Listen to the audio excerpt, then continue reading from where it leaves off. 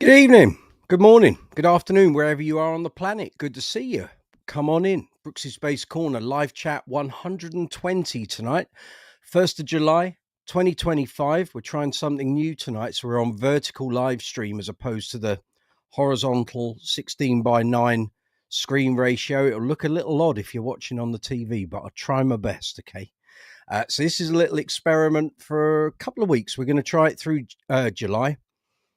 See what the figures are like. I've done a few test runs doing vertical live streams on the fly in recent weeks, and they've just taken off in the YouTube algorithm. So the idea, YouTube's been trying to move everyone over to vertical live streams for quite a while, about 18 months.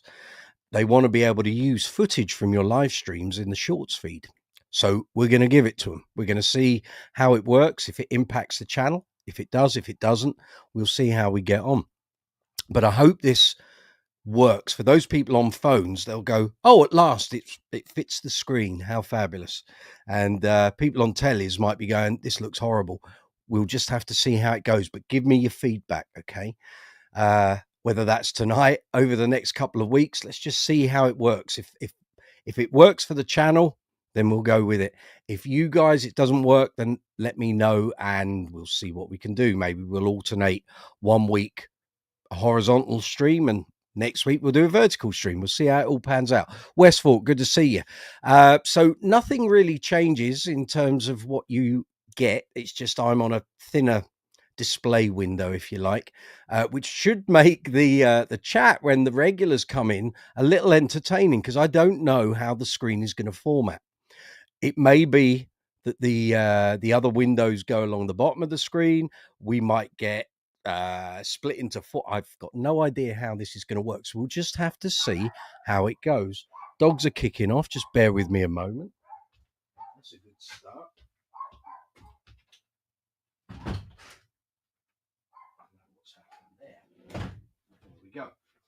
What's happened there is we've got all the doors open here in London because it's absolutely poleaxing. It's been about 35 degrees here today, and we've got air running through the whole house. All the windows, doors and stuff are open, and literally a gust of wind just blew the door off its latch and suddenly open up so we can hear all the dogs barking. But anyway, we will carry on. Westford, good to see you. Vutran, good to see you too. Hope you're well. Bill Derbyshire, good to see you too. Stacey from North Carolina, it looks groovy. Thank you. Thank you for helping me with the test earlier. Westford, nice. Hope will not be some crazy people like there is sometimes.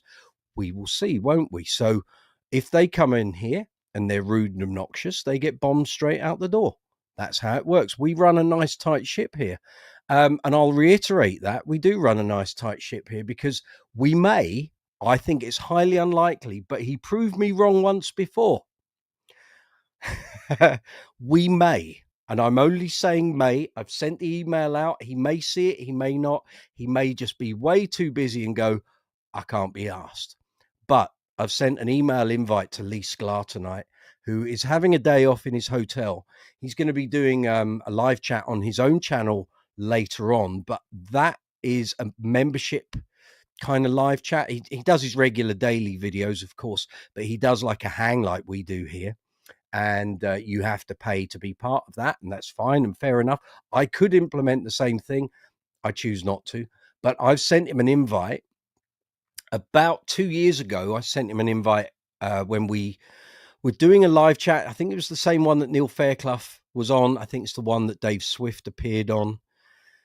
And Lee came in. He came in. He didn't come in by video because we weren't on StreamYard back then, but he did send some messages via the text chat, via the live chat. So he has been on here before.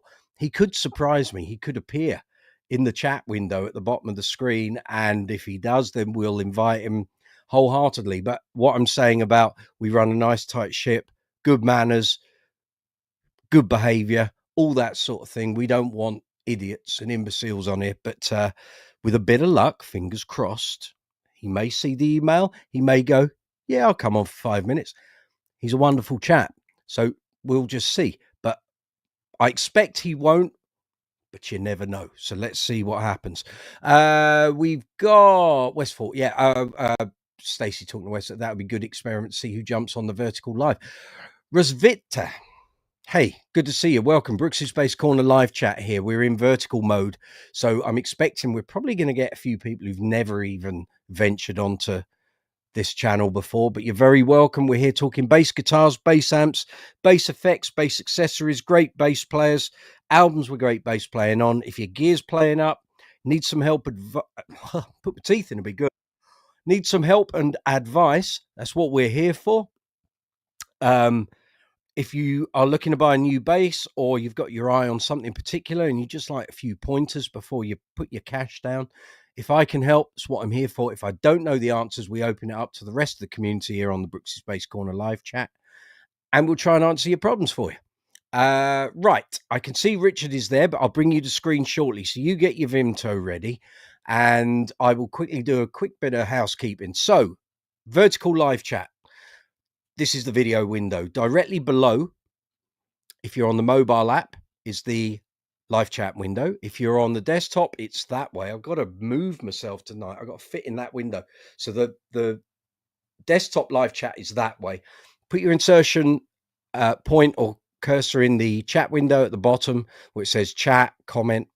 I'm on StreamYard, so I don't know what it's saying for you guys. Type in your post or your message, press send. It appears here in the live chat window. From there, I can then comment on it, bring it to screen. We can, if you've got a problem, bass problem, we can try and sort it for you. That's the way this works. Directly below the video window, you're going to see a thumbs up and a thumbs down. Most important thing you can do for this live chat, the channel, for me, all the videos here on Brooks's Bass Corner, please give the videos a thumbs up. It makes a huge difference to how the video is perceived by the algorithm and YouTube generally. The more thumbs up we get, the more it gets shunted out to more bass players. We get more bass players here on the live chats and on the channel. We get more knowledge, we've got more advice, we get more people. It snowballs. This is how it works. So if you can help the channel, help the video, help me, please give this live chat a thumbs up. Please leave comments, and by all means share the video out to social media. If you're going to give it a thumbs down, and you perfectly within your rights to do so, then please leave a comment. Let me know what you don't like, what isn't working for you. If I don't know what's wrong with the live chats, I can't fix it. So trying my best to create something for you guys to have a decent bass community. Next to the thumbs up and thumbs down, you're going to see the share arrow. Again, you can share this out to social media, email, and websites. There's a save, watch later icon. Next to that, you're going to see a love heart with a dollar symbol in. That super thanks. That allows you to make a financial contribution to the channel if you wish to do so. You don't have to. The channel is monetized. Watching the videos and the live chats is free, but if you find some information or something we talk about helps you out, then by all means, feel free to hit the super thanks, and you can make a financial contribution to the channel if you wish to do so. Now, the super thanks mirrors the super chat facility that we have here. So super chat is on live chats. Super thanks is on every single video on the channel. So in the live chat window at the bottom, next to the text box, you're going to see an emoji icon. Feel free to give that a battering, which is exactly what Stacey from North Carolina does, which helps to progress the video within the YouTube algorithm. So hit that emoji icon as much as you like. That's all good.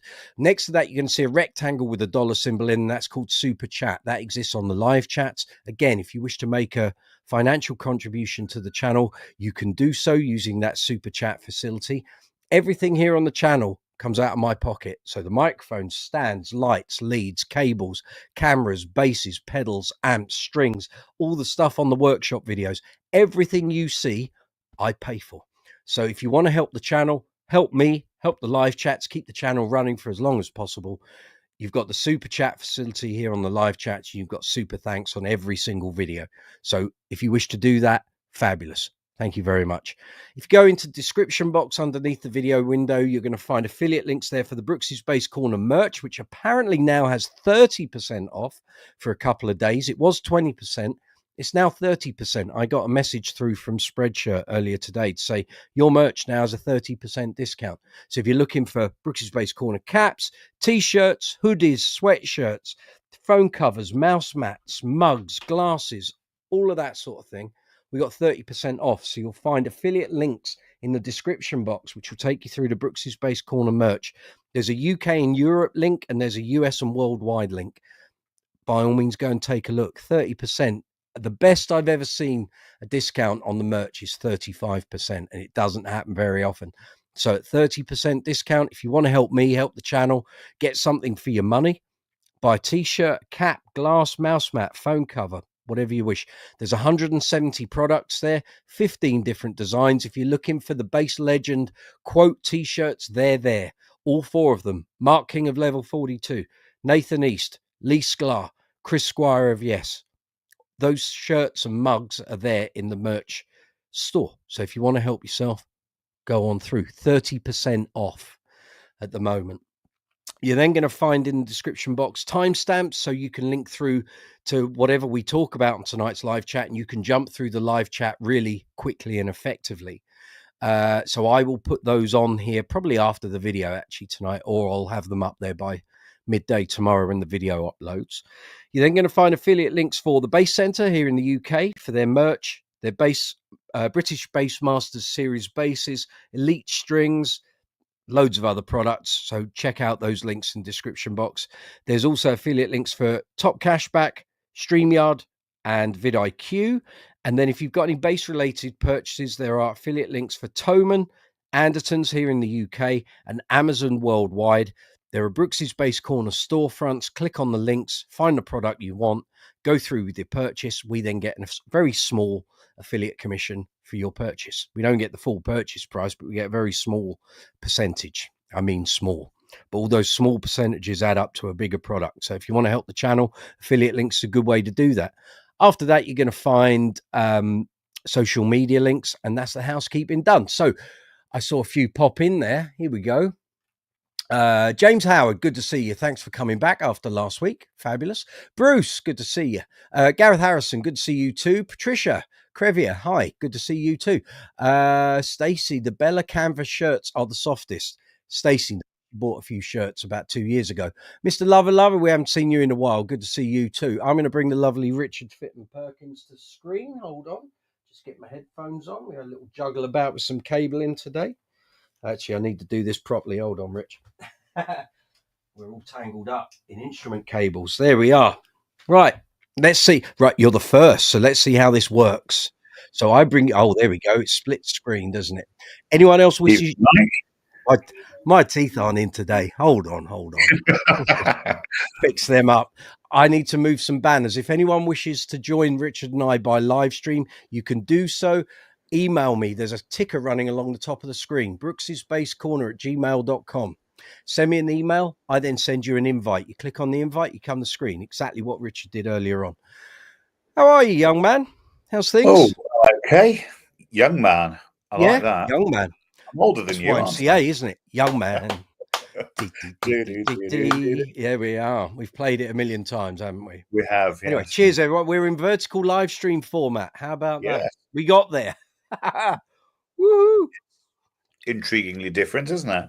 It is slightly different, but it might work. What happens if I press the full screen?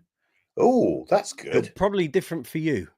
So I'm going to quickly rattle through the visual options on the bottom so I can familiarize myself as the controller. So that's it. So you're off screen. That brings us both on screen.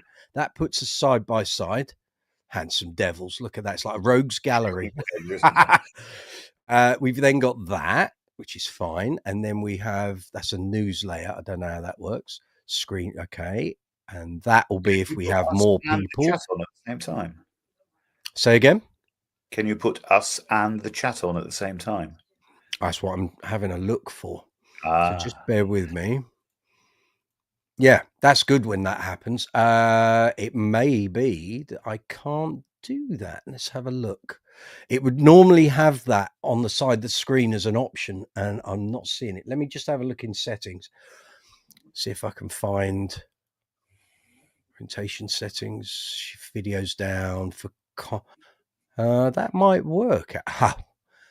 What did I say, ladies and gentlemen? I never doubted him, of course. Ladies and gentlemen, making his inaugural visit via video to us here on Brooks's Bass Corner. A small round of applause for the legend that is Mr. Leland Sklar. How are you, young man? I am fabulous, and I'm really thrilled to be here with you guys. Oh, And thank gals you. who You have smooth begun talker, here. you. Well, thank you for taking me up on my offer. I saw your video yesterday, and I thought he never gets a day off. So if he would bestow me the honor of coming onto my YouTube channel, I'm going to throw that invite out. How are you? Doing good. I'm up in Boise, Idaho right now. Right. We actually, I'm out on the road with Lyle Lovett and the large band, and we Very are nice. playing tomorrow. So today is our Okay. day off. So I just finished. I've been doing some tracks for people in my room, and I have my YouTube Clubhouse meeting in an hour. Excellent. So this worked out perfect. When I looked at your time frame, this will work. Great stuff. Where are you located? I'm in London. So when you and I when I interviewed you last year, 2016, that was 9 years ago. 9 years ago. Yeah, but the worrying thing is you look younger than you did then. Then I need you need to go see an optometrist. Go see some glasses, yeah. So I am in kind of northwest London. So when I interviewed you, that was Shepherd's Bush. Yeah. Because you were playing Hammersmith, I think, with Phil. Yeah. Yeah. Yeah. So kind of if you head west out of town, sort of heading out of sort of London, I'm about 8 miles north of Heathrow. So I'm sort of on the outskirts. So I'm kind of where London becomes countryside.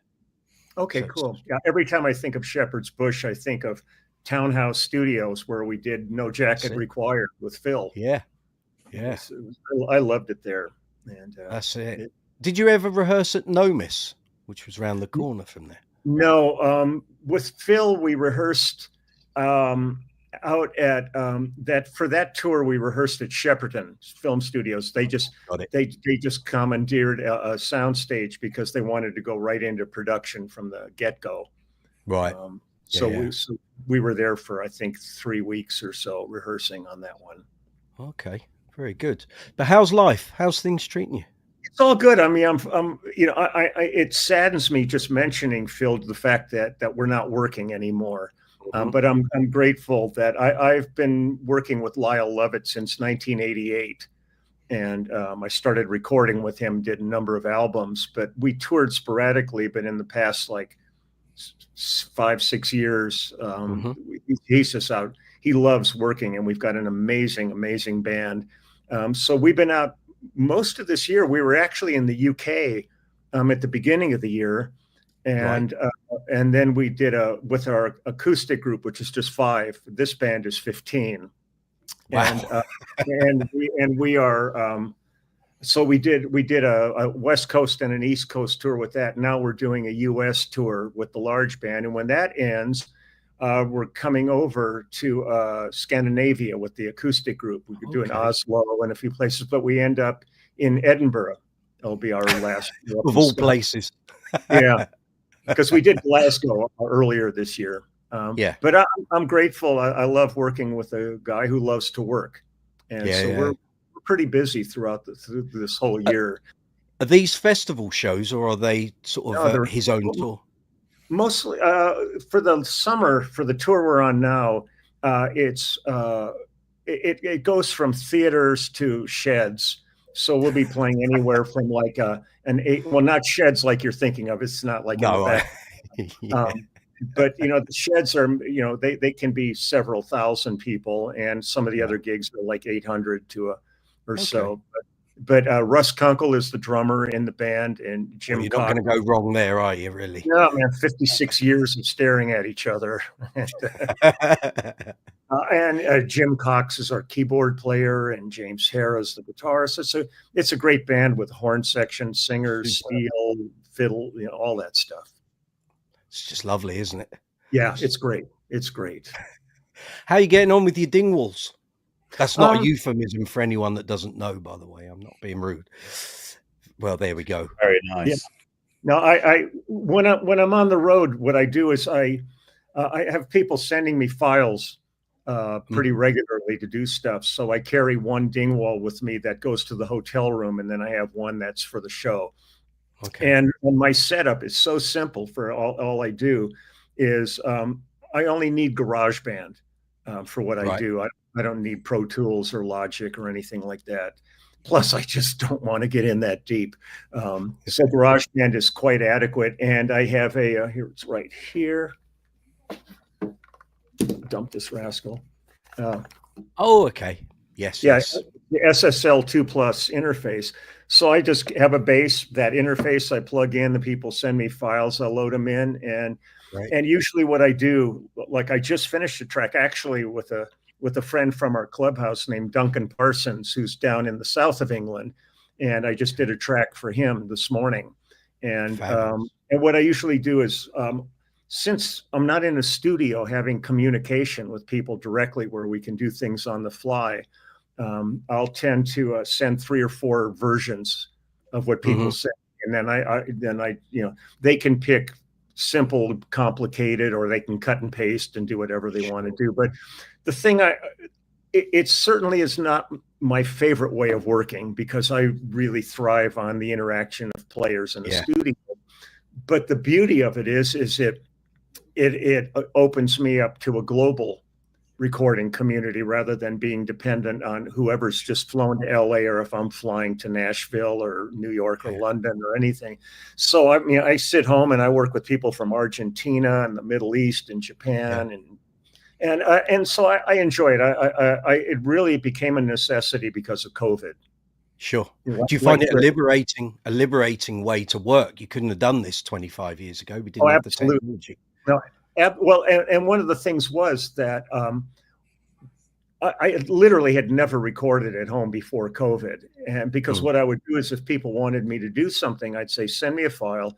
Then I have so many friends with home studios that I'd say, can I come over? Let's do this, and I'll take you to lunch, kind of thing. So it allowed me to have a social life. But then when COVID hit, the social life ended.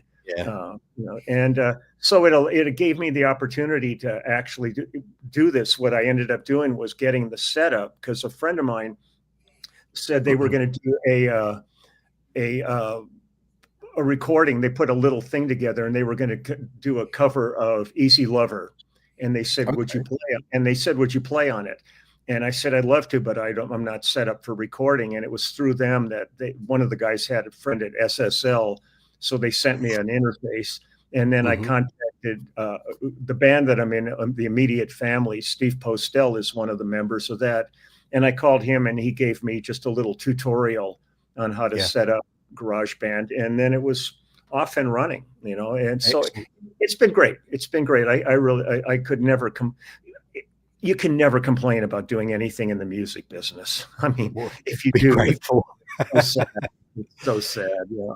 I pinch myself every day that I still get to do this. I remember when I interviewed you in 2014, when we did an email interview for the magazine. And I remember you saying at the time, the workload had changed. So there was already that change underway back then. And I remember you saying some of the, everyone knows me for all the lovely things I do. What they don't see is that tomorrow I might be doing someone's demo, and they're a little garage band playing in Seattle, but they ring me up and they say, can you do a bass line? And I do it, and they've got the finances to pay for it. And that's the new way of working. So you saw this coming even before we hit the COVID problem. Well, the thing too, like when I look at, it no longer exists in print, but in the kind of the old days of Bass Player magazine, and I would see guys being interviewed in there, and they would put together like their bio, and it was always just the hippest stuff that would make everybody feel like this is unattainable, because they're listing all of and I would go, screw this, I mean, I'm a working player, so I'd put down all kinds of things, and I'm with guys, and we still a friend contacted me a couple of years ago, and he said, friend of mine's turning 60 and he's having a birthday party. Could we put a band together for his birthday party? And I got Vinny Colaiuta came and played drums on it. He had just come off of Sting's tour. I just Phil's tour. We had Mike Finnegan, who had just been out with Etta James. And we put this, and nobody had any idea who any of the guys were. We were playing top 40 and having just a great time. And we got a nice meal and a little dough out of it. So, I remember when I interviewed you in Shepherd's Bush, actually, I remember you saying, about a month before that, you'd done a recording session for a bunch of guys. They put a band together. You went down to a studio, recorded a track, and you thought that was it. Turned out they were all like the bosses of Sketchers, and this was their hobby band. Yeah, it was a guy, and he and his brother owned Skechers shoes. Yeah. But see, there's a lot of those kind of things where guys have had aspirations for music and really didn't ever quite get the opportunity, to come in. And they ended up going off and doing other things in their lives. But what happened was they ended up being successful at those, which allowed them later on to indulge music without having to, it didn't need to be there to pay their bills. So they were able to just play for the pure joy of making music. And one of the guys I worked with was a guy named Michael Herndon. And we did a Paul Anka record back in like 1971. And he had aspirations of being a studio player, but really didn't have it for that. Yeah. So he went off and became an oral reconstructive surgeon. And, as you do. But he had a Pro Tool. He has 2 clinics in Northern California. And in one of them, he has a recording studio in the basement of his dental clinic. And he still makes records, and I still have played on his. But one of the funniest, if we have time for an anecdote, of course, you have as much time as you wish. You're good.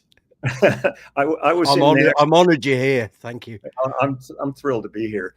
I was doing a project in Nashville with Merle Haggard, and I had worked with Merle a number of times, and this time he had one of the best voices in country music. Yet this time he just didn't sound good on the first day. And so the next day I came in a little early to do something, and Merle had already been there for like an hour replacing his vocals from the previous day. And I looked at him, I said, Merle, yesterday kind of sucked, and today it sounds great. What happened? And he said something to me that I will never hear again in a recording studio or anything. He looked at me and he said, my singing teeth arrived. He had worn the wrong dentures and he couldn't enunciate. But so hopefully he'll send me a set because mine keep falling out. Well, where that ended up going was I ended up Merle lived in Northern California. I ended up introducing him to Michael, the oral reconstructive surgeon, who ended up completely rebuilding Merle's mouth for him. And they could go down in the recording studio so that they could check everything they were doing to make sure it wasn't messing with his voice. And at the end of that, Merle paid him for it, but also did a duet with him on Michael's next record. So this business is like having a whole bunch of flies buzzing around you. Who you know, as you know more than anyone. Yeah. I've got a couple of questions here from a few people. Hang on. Anything you like. Gareth Harrison from Manchester. Do you find that you play differently with the 15-piece band compared to the 5-piece? And do you EQ your bass differently? I don't EQ the bass any differently, but I do find that I tend to maybe somewhat simplify a bit with the 15-piece, only because there's so many other pieces of information going on that you want to make sure everybody has their placement. Where with the 5-piece, I can be maybe a little bit more expressive with that because there's a little more open space in it. But with Lyle, the songs are pretty defined, so you're not really stretching a lot.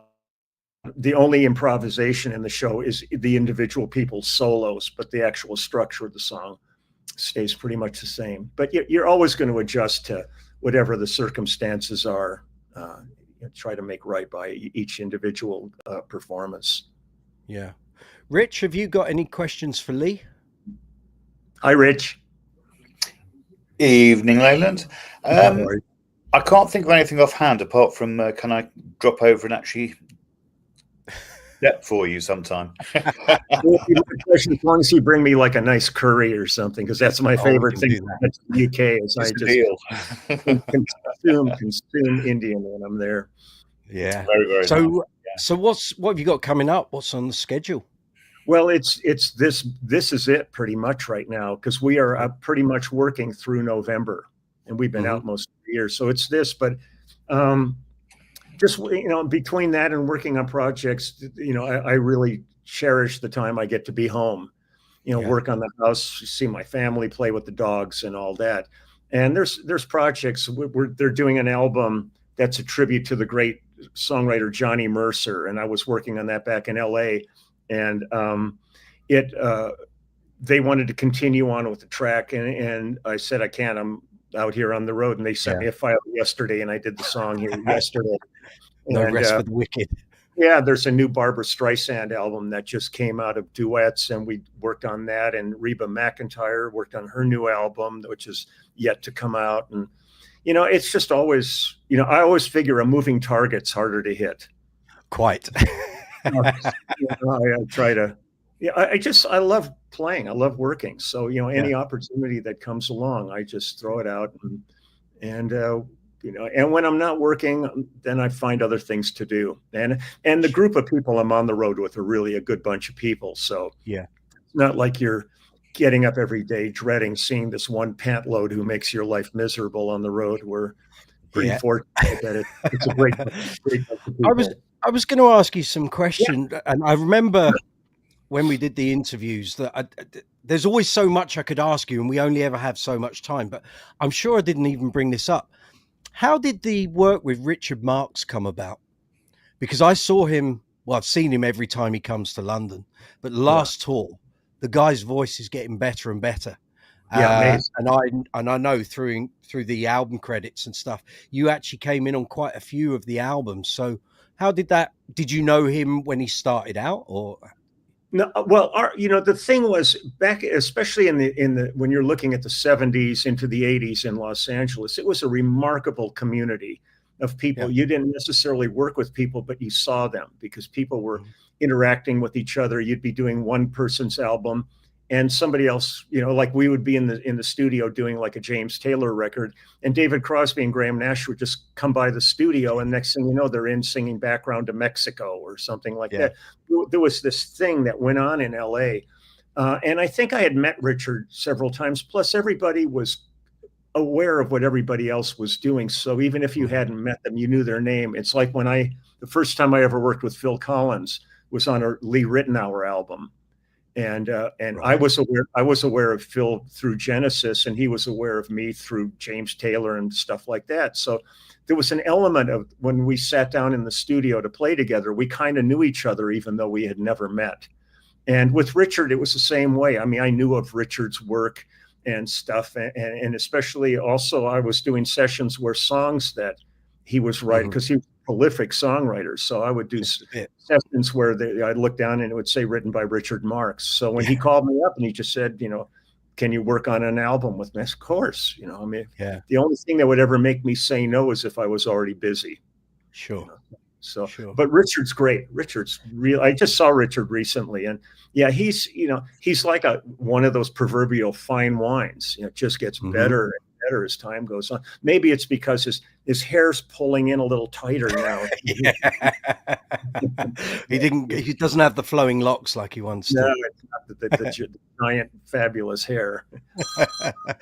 Oh, someone's after you. No, that's okay. I will. That'll be Steve Lukather, probably. No, it's actually my wife, but I'll call her back. You sure? Yeah. Oh, okay. No, and how are the dogs? That's the vitally important question. The dogs are great, and that's one of the things I miss the most when I'm out here on the road is just, when I need a few minutes rest, to sit on the couch and have these three gorgeous basset hounds climb up on top of me and pass out. So, you are when climbing. I see people out walking dogs out here on the road, I always run up to them and I go, I'm not insane. I just need a dog fix. And I pet the dog for a while, and it really helps center me back. Yeah. I've got when I last spoke to you, I had a chocolate Labrador. Another dog has come and gone since then. I now have a 3-legged Chihuahua who's coming up on his 3rd birthday and runs like a bullet. Yeah. How he does it, I don't know. And they're amazing. I mean, when we have something wrong with us, we ponder it. We get all in. Animals, like, they just figure it out. I had one of my dogs years ago went blind, and it was like nothing had happened, because the thing is, you just don't change where things are. but people would never know he was blind when they'd see him walking around the house. Judith Owen, who I also work with, yes. She has 2 chocolate labs, a brother and a sister, and she named them Aretha and Franklin. I might have to steal that one. Yeah. Are you due to do any more work with her at all? Yeah, well, she's been doing this project because they have residences. She and her husband Harry Shearer from Spinal Tap and The Simpsons. He's going to be very busy soon. Yeah, no, the movie's going to be coming out soon, and it's great. They have a home in Southern California and also in London, but their main residence is in New Orleans. So she's put a thing together with a bunch of the players from New Orleans. I think she calls it her gentleman callers, and she's created kind of like an alter ego with this, where she primarily does music of like the women singers of like the 30s and 40s, and she's had really good success. So we talk really regularly. And she just goes, at some point we'll get back together and do some more work, because I miss her songwriting and her piano playing and everything. But as long as something's working, don't leave it until you've run it out. So we still talk and we're still friends, but she's pretty busy with that. And plus, I don't really, with what I'm doing, I wouldn't have the time for that either now. Yeah. Any plans with the immediate family, or is that on the back burner for a while? Well, it's on the back burner for the moment because, number one, Russ and I are out here with Lyle. Waddy Wachtel is still Stevie Nicks' musical director and out with her.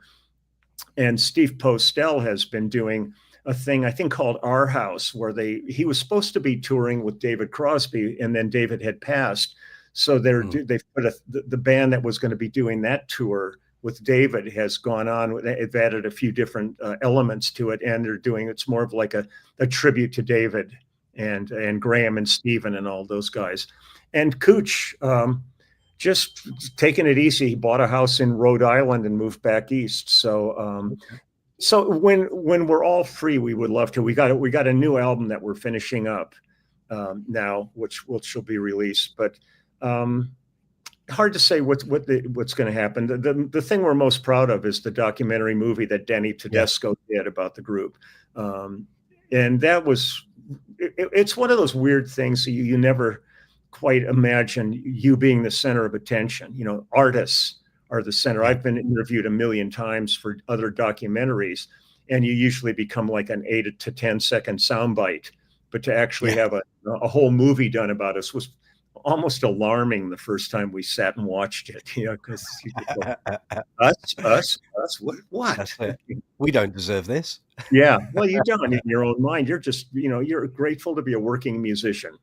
Yeah, that for me is that's the bottom line right now. It's always been that way. I love the music community. I love the community of musicians, and to be a part of it to me you've won the award. With that, it doesn't matter if you're playing 10 nights in Wembley Stadium, or you're playing a club in for me in North Hollywood for for 40 people. It's the same rush. Superb. I don't want to take all your time, because I know you've got your own live chat to do at top of the hour, so I'm good as much by all means, hang as much as you wish. And we do this every Tuesday, so you're more than welcome to come on here. So since I last saw you face to face, which was the Judith Owen gig back in 2016, I don't know where the years go. So as you know, Bass Player stopped. So the magazine, when I interviewed you, I was part of Bass Guitar magazine that then became Bass Player. Got bought up by the same publisher. Obviously, Bass Player as a physical publication doesn't exist, but it's now a rolling website thing. So I'm not part of that anymore, and that's why this YouTube channel exists. So when we were in COVID and we realized there ain't no work and we ain't going out anywhere, you remember my editor Joel with a smaller version of your lovely bit. I said to him, look, I'm going to do a YouTube channel because I don't know where the work's going to come from. He went, no, you go for it. So that kind of my work that I used to do for the magazine metamorphosized into what this channel has become. So as I said to you in the email, we run a nice, tight, polite ship. We don't have any rudeness or people being dickheads. And we just talk bass every Tuesday night. So if ever you want to come on, by all means, just email me. I'll send you an invite, and you're free to come to air. And well, I'll just throw it out at you. I'll just throw it out at you whenever you want, like weekly. Just send me an invite, and if I can come out, I will, because I never know our schedule. Lovely. I'll add you to the list. People do you usually get coming on? No more than about 6. Sometimes it's just me and Rich. We have a guy who you may know, and I haven't asked him. There's a guy called Jamie Millard based in Nashville with a pink beard. He's striking. I've never met him, but I've heard. Okay, he comes on every week. So he and I have known each other for, goodness me, 12 or 13 years. But at the start of this year, a mutual friend of ours died most unexpectedly.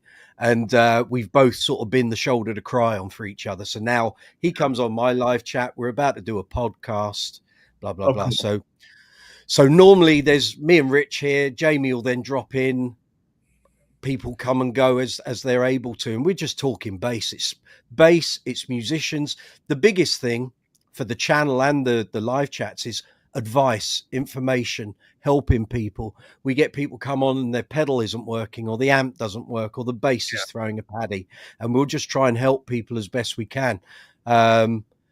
If someone's got some money in their pocket and looking for a bass, if they're talking about a bass I've reviewed in the past, I can say, yes, it's good. No, it's not very good. The lovely thing now, not being part of a magazine, is that I don't have to toe a party line. So you're no obligation. Yeah, that's it. And if a bass comes to me for review and it's not good, I'll say it's not good. I'll give you a reason why. I won't just say, well, it's crap. I'll say, well, the amp, the pickups were like this, or the circuit was like that, or the neck wasn't finished. Or so I can give an unbiased opinion on stuff. Not that I didn't do that with the magazine. I always did. But there comes a point where an editor will go, you need to tone that down, or can we ramp that up a bit? So that's kind of what this channel is all about. It's basically bass information and bass advice, and try and help each other. Okay, well, I'd be happy if my schedule permits to drop in whenever I can. You're welcome anytime. We'll do some interpretive dancing for you. And... we can do that. I'm sure that would go down great. Actually, that will result in a lot of views. That. Or a lawsuit. Well, I'm gonna head off now and get ready to do my Clubhouse stream. Lovely to see you. Well, I'll tell you what, a few of us may pop over while we're on this or afterwards as well. So for that you have to join the Clubhouse. Oh, okay, of course. Yes. What it is on my YouTube channel, every video has a link to the Clubhouse, and it's like here it's $10 a month, and we usually try to do like 2 couple-hour live streams a month. Okay, cool. So, if they want to do it, but it turned into an amazing community. Once again, so much came out of COVID, and this evolved, and people that just signed on that never met each other have become like friends. They go to shows together. They do all kinds of stuff. So sometimes I just sit back and I watch the chat window going down, and I'm not even involved in it. And they're just like all talking to each other. So has become a really beautiful community. And so anybody wants to check? I've got one quick question from Gareth in Manchester. What gave you the inspiration for the producer switch? Okay, it's a great little story. One of the greatest studio guitarists in history was Tommy Tedesco, and one of the main guys in the Wrecking Crew. We did a lot of sessions together, and we were doing probably a TV show called at a studio once, and it was a large, probably a 40 or 50 piece orchestra and the thing, and we're sitting, and you're always sitting behind baffles where this is as much as anybody can see. And the conductor was across the room, and I'm sitting next to Tommy, and he goes, Tommy, could I hear like mandolin for this cue? So Tommy bends down, picks up a mando, starts playing, and he goes, no, that's not it. He goes through like a half a dozen instruments till he hears what he wants to hear. And Tommy, which was okay, great, bend over. Well, Tommy only had his acoustic guitar there, so he just kept bending over, pretending he was picking something else up.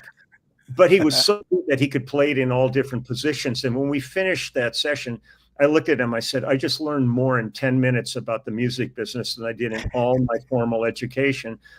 And there were so many times you'd be in a studio with it's one thing when you're in the studio with a producer who really knows music and can talk in musical terms. But were times when I'd be in a studio and the guys, can you make that bass shimmer? Can you make it more mauve? It was like all these nebulous things. So I finally went home and just took one of my basses and I drilled a hole in it and put a Switchcraft toggle switch in it with no wires or anything. And then when they would ask for something, you'd make sure they could see you flipping the switch and then just change your hand position a little bit. And they would go, that's great. So, but the drag is, word got around, so I can't do that anymore because they always, checking you out, make sure. You need to put it into a pedal box. Yeah. Well, the funny thing was Jim Roberts, who used to be the editor of Bass Player magazine. Every April, you guys would have some fake stuff for April Fools in it. Yeah. And one year, he made an ad for my producer's switch.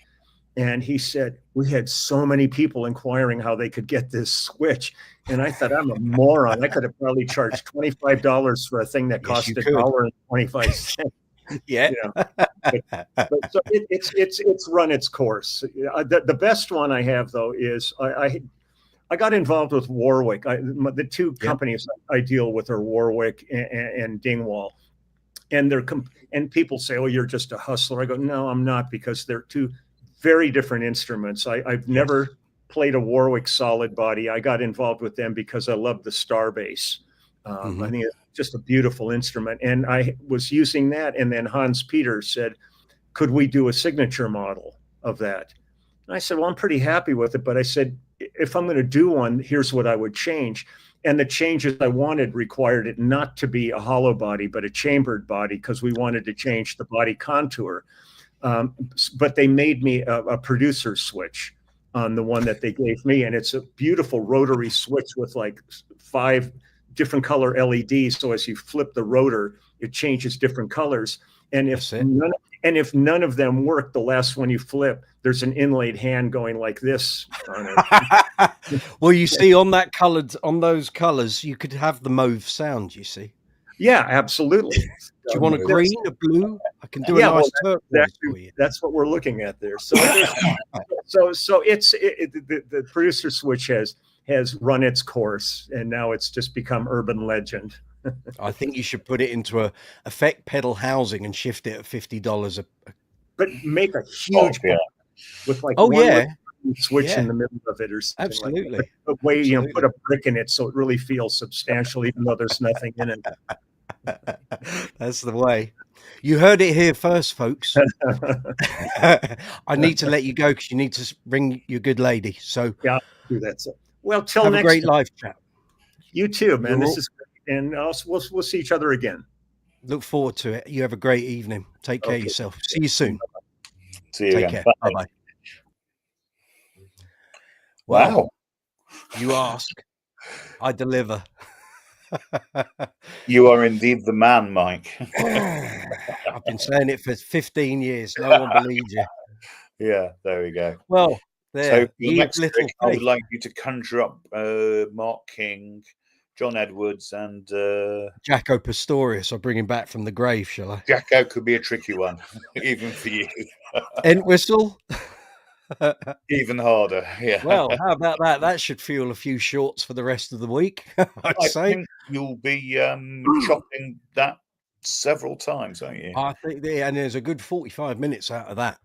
Yeah. I can't believe he jumped on that early because he was saying live chat was going to be Tuesday evening. Well, he's 7-8 hours behind us. So clearly it's an afternoon thing. They're in the middle of the country, aren't they? So it's probably Central Time. So maybe still afternoon. 6 hours behind us, around there. See, let this be a lesson, bass brothers and sisters. If you're nice to people, you get little favors like that. That's right. I never went into an interview with any of these people with an attitude or rudeness or a cockiness. I always went in, let them do the talking, and I'd ask the questions, and I'd be as polite and as pleasant. Sometimes you can ask things that are a little edgy. Is Bill Derbyshire? Good to see you, my friend. How you doing? Oh, yes. Good. That was pretty amazing to see Mr. Nice Scott. surprise, wasn't it? Yeah, I thought, well, Definitely. I was going to join earlier on, but I thought, no, I'm not. I'll leave it to the actual professional. I have a feeling if I send him an invite each week, he might become a regular. So as long as he's got the time, Brilliant. Yeah. but, I'll just start producing an invite list each week on the regulars who want to come on, and if he's on it, and I think a lot of the thing was in the email I sent him, which was only about 45 minutes before we went live. I heavily in bold capitals, and I said, "Oh, we got a bloke here. You can go. Bye." This is the joy of vertical live feeds. You see, people want to come on, be rude. I just get rid of you. You're not on here anymore. I heavily in capital, bold, italics made the point. We don't tolerate nonsense, bad manners, and people being dickheads.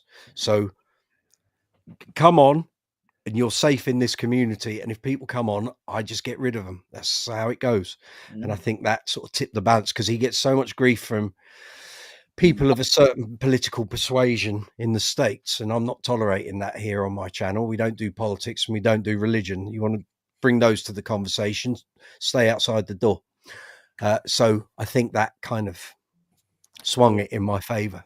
But he's always been very giving when I've asked him stuff, because I'm not pushy with it. So I had 2 contacts with him when we were on the mag. So we did an email interview back in 2014 because he was so rampantly busy. He said, "I just can't do a phone call. Can we do it by email? Just send me all your questions and I'll answer them all as I'm going through when I'm back in my hotel room." And he did it. He did it within like a day. I was like, "Oh, that's good." And then when he was at the bass show in 2014, and I was meant to be there doing the on-stage interview, but I was in Israel doing one of my month trips. So I said, "Look, I'm not going to be there, but I think Joel's going to do your Q&A." He was like, "Oh, cool." And then another interview came up with him in 2016, which was when he was over here with Phil doing stuff. And we met and he went, "Oh, come on, let's go get a cup of tea and we'll have a drink and a chat." And it's like an old friend. And I did ask him for a more recent interview when we got the channel up and running. I said, "Look, we need to do an update here. This interview is like 4 years old." And he said, yeah, let's do it. But trying to tie him down, it's like with Nathan East. You can just never get these guys. So when he said on his YouTube channel yesterday, "Oh, I've got a day off tomorrow," I thought, right, let's see, please, come on. And the whole window pops up at the bottom of the screen. Lee Sklar. I'm like, "You're coming to screen." So there we are. How about that? Brilliant. Very surprised. I'm just going to rattle through the messages. So there were a load of messages. I tried to fit in as many of the questions that popped up. Stacey, wondering if Leland has any tips on balancing the Bootsy bass. Well, that's one for next time. I have a feeling he may well appear a little more often. Yes, Martin Bix, good to see you. Kev Seabay bass royalty, exactly. When I can pull prizes out of the bag, I'll do it. Okay. And it's not the first time I've asked him. I've asked Nathan to come on. We've asked Mark King. Mark King always goes, "No, I'm not doing it." Dave Swift says he will, but Dave's always busy. Chris Childs, again, busy. I try and get these people on, but we can't do it all the time. But we'll take them when we can have them, eh? Archie and Jess, I don't know who you are, but it's good to see you. Sofyan, Andy, good to see you too. Funky Hobbit, Mark Palmer, congratulations. Hard work and being professional. That's the deal, isn't it? And being a top bloke. Yeah, checks in the post, Mark. You know that. We have the privilege of Mr. Sklar. Well, there we go. And I thought, oh, we'll pop on for 5 minutes. When he came on the channel 2 years ago, he literally said, "I'm in the studio. Can't really talk, but hope the live chat goes well. I hope Neil Fairclough is good. We will catch up soon." And that was it. We just got like the one message. It's like, he's in the studio, isn't he? Of course, he's busy chap, getting his hair done. And yeah, it's quite a surprise. Anyway, Bill Derbyshire, Rich. Hi, Rich. Evening, Bill. How are we doing? Did I miss the bit about the Alembic? No, Nolan Taylor, you haven't. We're coming to that. We're doing Alembics. We're here till 11 o'clock. We got another 2 hours. We could be here past 11 o'clock. Wouldn't be a surprise. You Never know. So First, I'll say what we're going to do, and then we've got hours to. We've had Lee Sklar on it. Whole live chat's gone to the pot now. Funky Hobbit. By the way, the anniversary Alembic may be getting a Series 2 upgrade. Make sure you ain't selling that bass before you go down that road. We've been down here before, Mr. Palmer. Make sure you're keeping it, because if you don't and you do the upgrade, it might be too expensive to shift on. You never know. So make sure you're keeping it. Nolan Taylor, have a Stanley Clark, and it's absolutely amazing. I can believe that. So what we're going to do tonight, we're going to go through, I've got 3 Alembics here. We're going to run through them. I'm going to play a bit, demo them, compare and contrast the sounds. You guys put your input in, discuss what, if you want anything else off the walls or in the racks, we can do that as well. So it's all good. So, you two guys, any questions about Alembics or anything else? You know, you've never played one. Okay. Go ahead. I'm sure that will change now, Bill. Now that Bass Direct are going to have regular basses arriving, they've started arriving. They got Stanley Clark in today. I think they've got an order of 4. So they've had 4 basses made. They're on order. They're now arriving. Then it's a case of, they're not built to anyone's spec. They're just built to the shop spec to see how they go. So right. Would you imagine we're talking several thousands a time? I think you're probably looking in excess of 10 grand each. Yeah. In fact, let's have a look on the page. Let's have a quick look, see if they've posted them. Let's have a little look, shall we? They won't be slow in putting those up, I can assure you, because there's a lot of money. Here we go. Stanley Clark, signature standard Coca-Bolo. You ready, Rich? Strapped in? Go on then. Go for it. You got a cold ice bath, 16 grand. So that's a signature standard. So you remember last week we were talking about Series 2s, and I said a Series 2 second hand you're going to be lucky to get for 15 grand. Yeah. So that's a signature standard. The signature standard is quite a way down the pecking order. So if I go, so also what we were saying about retailers' discounts. So let me just go on the Alembic price list, and I'll tell you what the difference is between what they've spec'd and what is on the retailer's price list. Should be interesting. Yeah, it's going to be enlightening. Right, hang on. Their website's playing silly buggers again. Here we go. There, that one. Right. The products is what we want. Price list. Right. Okay. That's wickedly. It does. You're right. A signature standard 4-string. Doesn't matter whether it's a Mark King, Stanley Clark, or whatever. Starting price with no extras, 18,300. So you've already saved 2,300 off their price. Now let's have a look, see if this is. I think one of these has got LEDs because they were teasing it on the. Yeah, side LEDs in red. Coca-Bolo top. Abalone oval inlays, beveled, pegged front and back, hardshell case. Yeah. Here we go. So at the moment, that might be the only one that's come through. They've also, so they've got 3 that they've ordered. So that's one. They've then got a Alembic Stanley Clark brown bass, walnut, 14.5 grand, which is on pre-order. And then there's an Alembic Mark King Deluxe 4-string bass, quilted maple, obviously harking back to Mark's glory days, 14.5 grand. Scary money, isn't it? So let's just have a look at the brown bass. Brown bass is, so that's 14.5 on there. Regular price 19.4. So you've already saved about 5 grand there. And a Mark King Deluxe 4. Mark King Deluxe 4 is normally 19,975, 20 grand. Scary money, isn't it? Okay, so maybe I can trade in this Elite Jazz for 18 grand then, yeah? I don't think it quite works like that, Rich. I think you might need a bit more cash. I can see. Yeah, go on, Bill. With those Alembics, I mean, you've got 3. With they have quite a sort of compact body. Don't you have sort of balance issues on some of them? Headstock. Be quite None of them even oh, he's here, ladies and gentlemen. The second funkiest beard in rock and roll. You've missed all the fun, mate. We've had Leland Sklar on here for 45 minutes. We have. Excellent.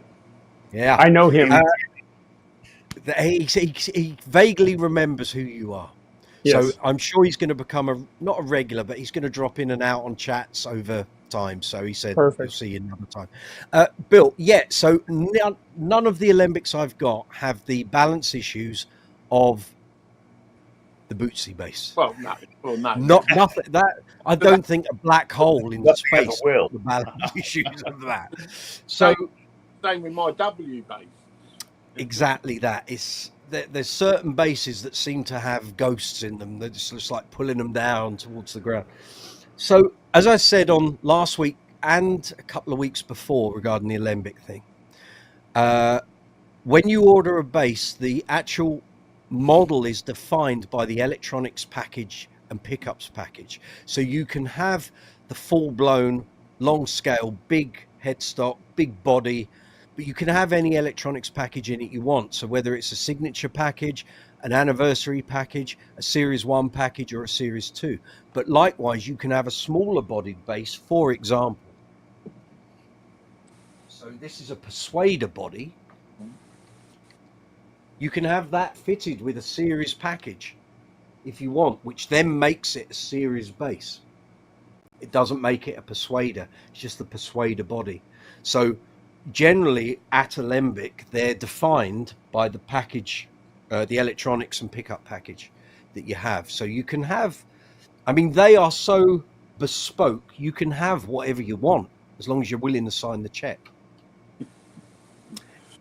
You can make all those faces, Mr. Millard. You know it's true. I do know it's true. Well, just go on the custom gallery and look at some of the things they've built over 55 years. I mean, there's some wild and wacky well, I would probably say they started all of that, the wild and wacky stuff that, you know, people go a bit mental. Yes. And they suddenly realize they've got 100 grand to spend, and they'll go, well, we'll have everything then, and it's all going to go a bit nuts. Right. So yeah, but yeah, they all sound, I mean, the three I've got are all secondhand. I didn't buy any of them brand new. I'm not that rich. I'm not rich at all. But nothing sounds like them, and between the three of them, they don't sound the same. Not even close. Not even close.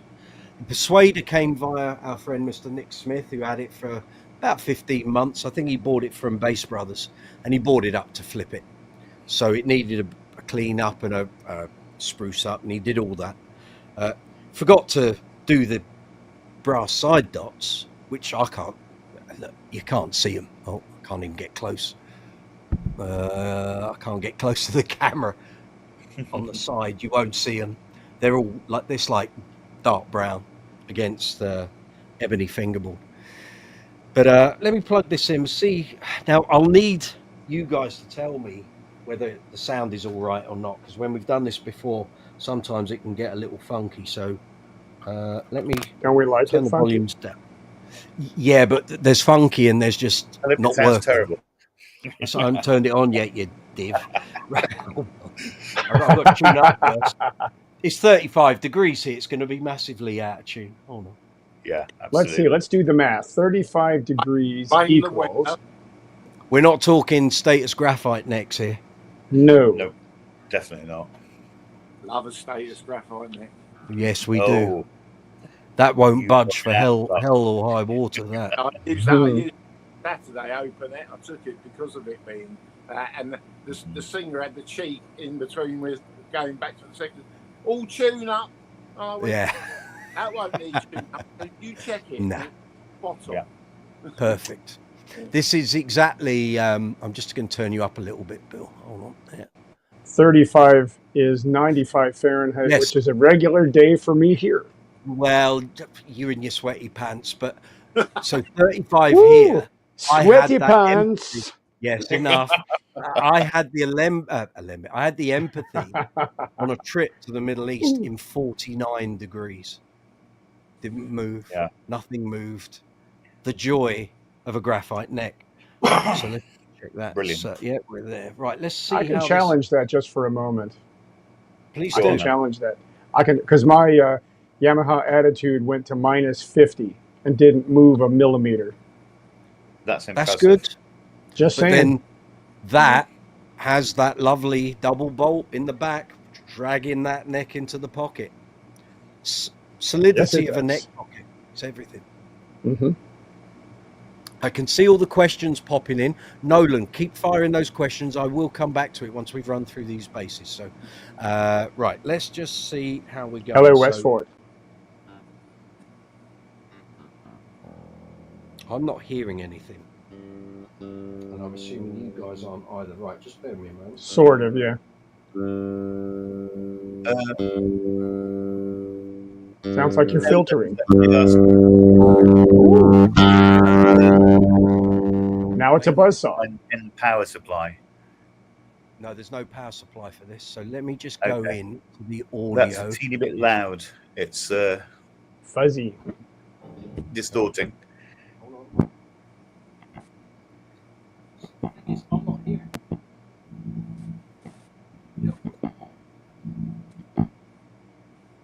Are you guys getting that? Yeah. Not really. Clip notes. A string.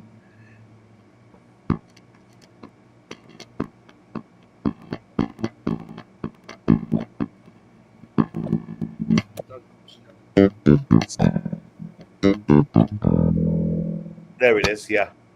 But is it an okay sound? Because I can't hear it in my headphones. It's all right. It's all right. Yeah, tones are a bit garbly, but that'll be the internet playing its tricks. Sounds like you're noodling with the knobs on the filtering system. No, I've just turned everything up before.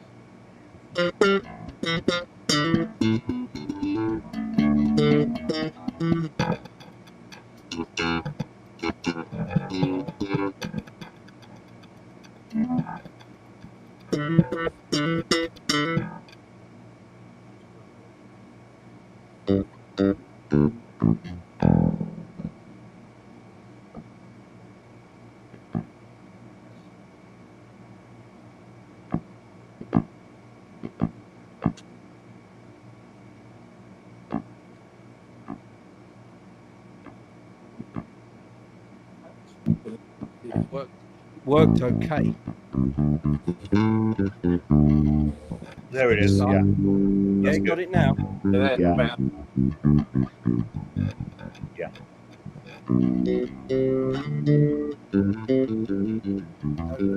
This could be a StreamYard thing. Sounds like a really top-end jazz bass going through a sort of a envelope filter almost. Okay, hold on. See if this makes any difference. It just dropped the level.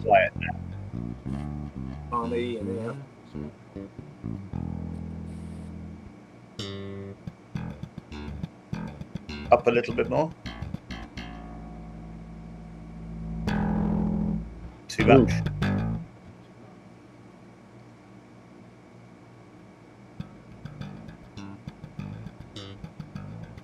You're almost in hot water. Or even Heathrow. Right. Or 43. I cannot hear any bass. We can't hear very much either. We can hear it. When you turn it up, it sort of garbles and delays. When you turn it down, it's just a fraction too quiet, but it's clear. See, the daft thing is, it should be fine, because I hear other live streams and their bass stuff goes through.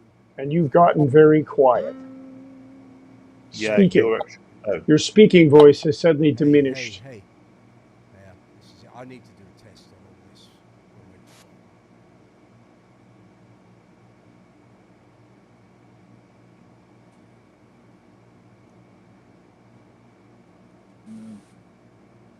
Don't hear you at all.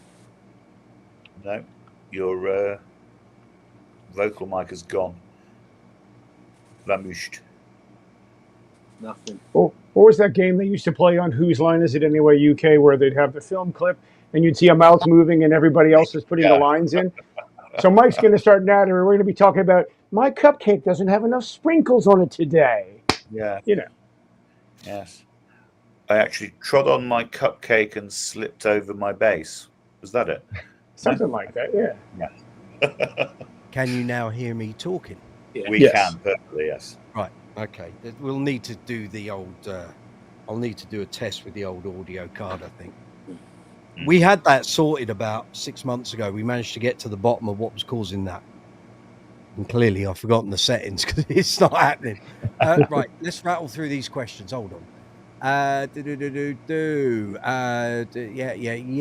James Howard, Stanley Clark, Alembic is my lottery base. Should I be lucky enough? Quite, I think we all think that. Mark, no, it's a keeper. I'll hold you to that, Mr. Palmer, or as Mr. Smith used to say, I'll make you eat your shoe. It's a keeper. Probably $5,000 to upgrade to Series 2. Yes, missing the transparency I had with the old Series 2. What you're missing, A, is the circuit, but also the pickups, because the pickups on the 20th anniversary are humbuckers, not single coils. Nolan Taylor, James Howard, they come up second-hand often for decent money, not over here in the UK, they don't. Keep your eyes open and be ready to go when it pops up. It's kind of how I got my 3. One was extremely fortunate. One was I had the money put away when a decent one came up. And the third was an impulse buy. But every time it was luck at having the money put aside that I could get it. Gareth, you've never played an Alembic. It's a rarity that they come up in the shops. It's luck of the draw. Well, if you want to try one, get yourself to Bass Direct if you're ever near Birmingham. Just head south on the M40, get to Leamington Spa, and they'll have a couple in there, I'd imagine. James, I'd have to win the lottery first because I'm not selling my King bass anytime soon. Understood. Nolan Taylor, mine is a signature standard California walnut. Very nice. Patricia Crevier, hi again. Nolan Taylor, there's so much brass in the body, the neck will never dive. I might need to put that in the Bootsy bass then, half a ton of brass. Gareth Harrison, Phil Lesch's Alembic gives me option paralysis just looking at it. Well, they don't have to be like that. That's just his choice. I dread to think what he must have paid for some of his. Westfort, Mr. Pink, yeah. Nolan, Mike, do any of them have the 9? No, none of mine have got that. So basically, the 3 that I've bought were because they came up, and they were basses I wanted. So I was always wary of the Alembic series electronics, and I was wary of the power supply and all of that, but thankfully none of mine work that way. They're all running off 9-volt batteries, and they're not particularly juicy. They don't go through them rapidly. Mark Palmer, no, only the series basses have the 9-pin and dummy coil, and good luck with replacing those if you lose the power supply or the cable, as Nick's sister nearly found out. Thankfully, they found this power supply and cable in a box that he'd hidden away nowhere near the bass or the case. You can order them that way. They are a custom shop after all. Oh, yes, right. You're talking about the 20th anniversary having Series 2 electronics. Gareth Harrison, it's probably the settings on StreamYard. Yeah, don't I know it? Filtering out the bass as background noise. Yeah, I need to. Well, actually, I went into the audio and changed a load of the bits, and it didn't seem to matter. So it could well be because we got 4 of us. You know how sometimes on a Zoom call, if you have too many people, the sound, it struggles to sort of process it, or it could be a bit of that. Can I create an audio source within StreamYard and run the bass through whatever interface you're using? That's what I was trying to do. That's how I live stream in OBS. Yeah, I'm not using OBS. That could be the problem. Maybe I've got to do a live chat with that instead. Westfort, Love States Graphite. Psychopath Curse. Guys, can you please play Tears in Heaven? We don't do play-alongs, I'm afraid, so don't want copyright strikes. Funky Hobbit, single coils. Nolan, you paid $4,500 for yours from an estate sale. I think you got a good deal there. Well done, sir. Reasonable, yep. Just a bit. So if you, basically we've got 3 models here. We've got a Persuader with humbuckers, We've got a 20th anniversary from 1989, and we've got a Mark King signature standard. So if you've got any questions about any of that, fire away.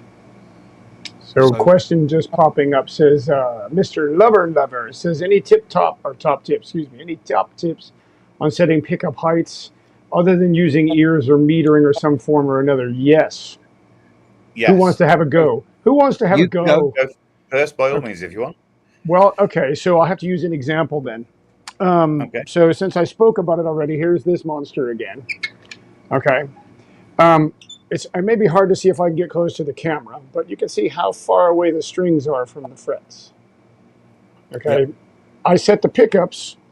Let me do it like this. That's better. Yeah. You can see how close these are. These are the relentless pickups. Mm-hmm. And you can also see where the humbucker goes in relation. Yeah. So what I do to change in pickup height, setting, etc., I will set the neck on most of mine are set flat. Literally no relief, as though I was playing a status graphite. Woo-hoo-hoo. No, all my wood ones, I leave level flat. You should be so lucky. I had a streamline once. I couldn't get on with it. But cheers anyway. Yes, I did. There's a video out there. I'll show you. So anyway, so I set them all flat. And so the pickup height, depending on also the strength of the pickup, because some of them are quieter, some of them are weaker than others.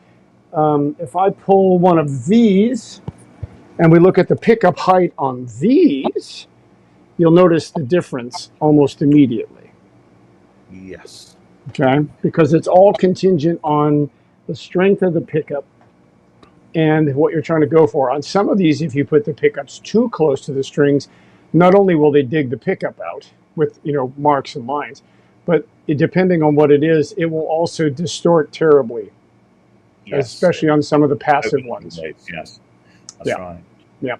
So on, for instance, active ones, if you can see here, this jazz, the rear pickup is about 3 to 4 mil off of the bottom of the strings.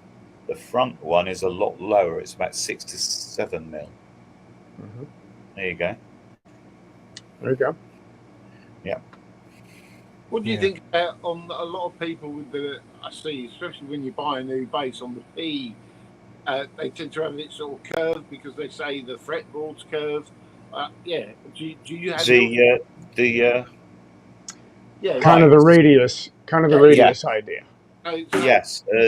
Generally, as a sort of a low to a more coarse medium setup, the E string should be at the 12th fret. The E string should be about sort of 2 mil-ish off of the 12th fret. And if you actually look down the hole between the neck and the neck pickup and actually look under these strings, you can see there's an actual curvature there. I get it really, really close. There you go. Yeah. I'm just going through my little book of setup specs here. And generally, once you've done, you do your neck relief, you do action and intonation, you've done all your fret dressing and what have you. Pickup heights is the last thing you do. And apparently what you're meant to do is fret the string at the very last fret, and the string should be about 1/8 of an inch away from the top of the pickup. That will also change on a bridge pickup because the strings are coming over the bridge. So they're actually ramping upwards towards the bridge, aren't they? Which is why, but you then have to take into account that the neck pickup is going to be ballsier and bassier than the bridge, which is why you drop the neck pickup down a little more than the back, which means you then end up with a more even tone and output across both pickups. Exactly. This is for Ollie. This is for Ollie, right? Exactly. So if you'll notice how close the back pickup or the bridge pickup on the JD is to the string versus the neck pickup. And actually, this is how it came to me. I haven't adjusted this one. So when the guys in Brim sent this to me, this is how they'd set it up. So just to kind of get a really close-in look, you can see the difference in the height here versus the height here. Right. Yeah. Okay, so they can be high or low depending. Now, this one, again, it's also partially due to the pickup and the bass itself, because my other JD has a very old pickup. It's the original, and it's passive. And it is extremely quiet. And the pickup on this one, yeah, much higher, closer to the string. Yeah. right, I actually had to shim it. I had to shim it because to me, the pickup sounds like it's starting to go south for the winter. Yeah. So, which I will be remedying in September. Now, here's the thing with Spectres, you kind of have to drop those pickups down significantly more because they're super high output, especially if you've got a tone pump on a Euro LX, for example. MGs, do you mean? Yeah. Yeah. And sometimes if the pickups are too high, you just end up with this overpowering. It's just there's no clarity to it. It's just swamped. And once you start dropping the pickups down, you start to find what the actual tone of that should be. There's another thing here on Fender's site. So going back to when Fender first produced basses, on the bass side, so the E and A strings, you want those pickup magnets, as I said earlier, about 1/8 of an inch between the bottom of the string. Bear in mind the E and A strings are bigger, fatter, chunkier strings. And on the treble side, the D and G, 3/16 of an inch. I mean, we're talking literally micro measurements, but it's the point at which you've got to start when you set a bass up. That's your reference point. Go for that. If it doesn't feel or sound right, then you work from there, but that's your starting point. Now, obviously, things like status, it becomes a different thing because you've got the stability of that neck not moving. It ain't going anywhere. But what I did find was if you have a status pickup too high, you start to get that cancelling out effect where your strings don't voice properly. And that was why when I got my Empathy in 2002, different company, a different manufacturer string, different gauge, different material, and the pickups weren't set right. Someone at some point had raised the pickups. It was a brand new bass, but it had been set up, I think, by the store that was selling it. And when I eventually realized you can have a pickup way too close to the string, once I dropped it, changed the type of string, the gauge, and the manufacturer, suddenly that bass came to life. And it was like, oh, that's what it was like. Oh, I got that magic Jamie moment. The angels sang. Well, they did, and suddenly that bass was like, oh, that's what it should have been for the past 5 years, not what it has been. So, yeah, that's my point on that, I think. Let's have a look at some messages here. Westford, you like your pickup high also.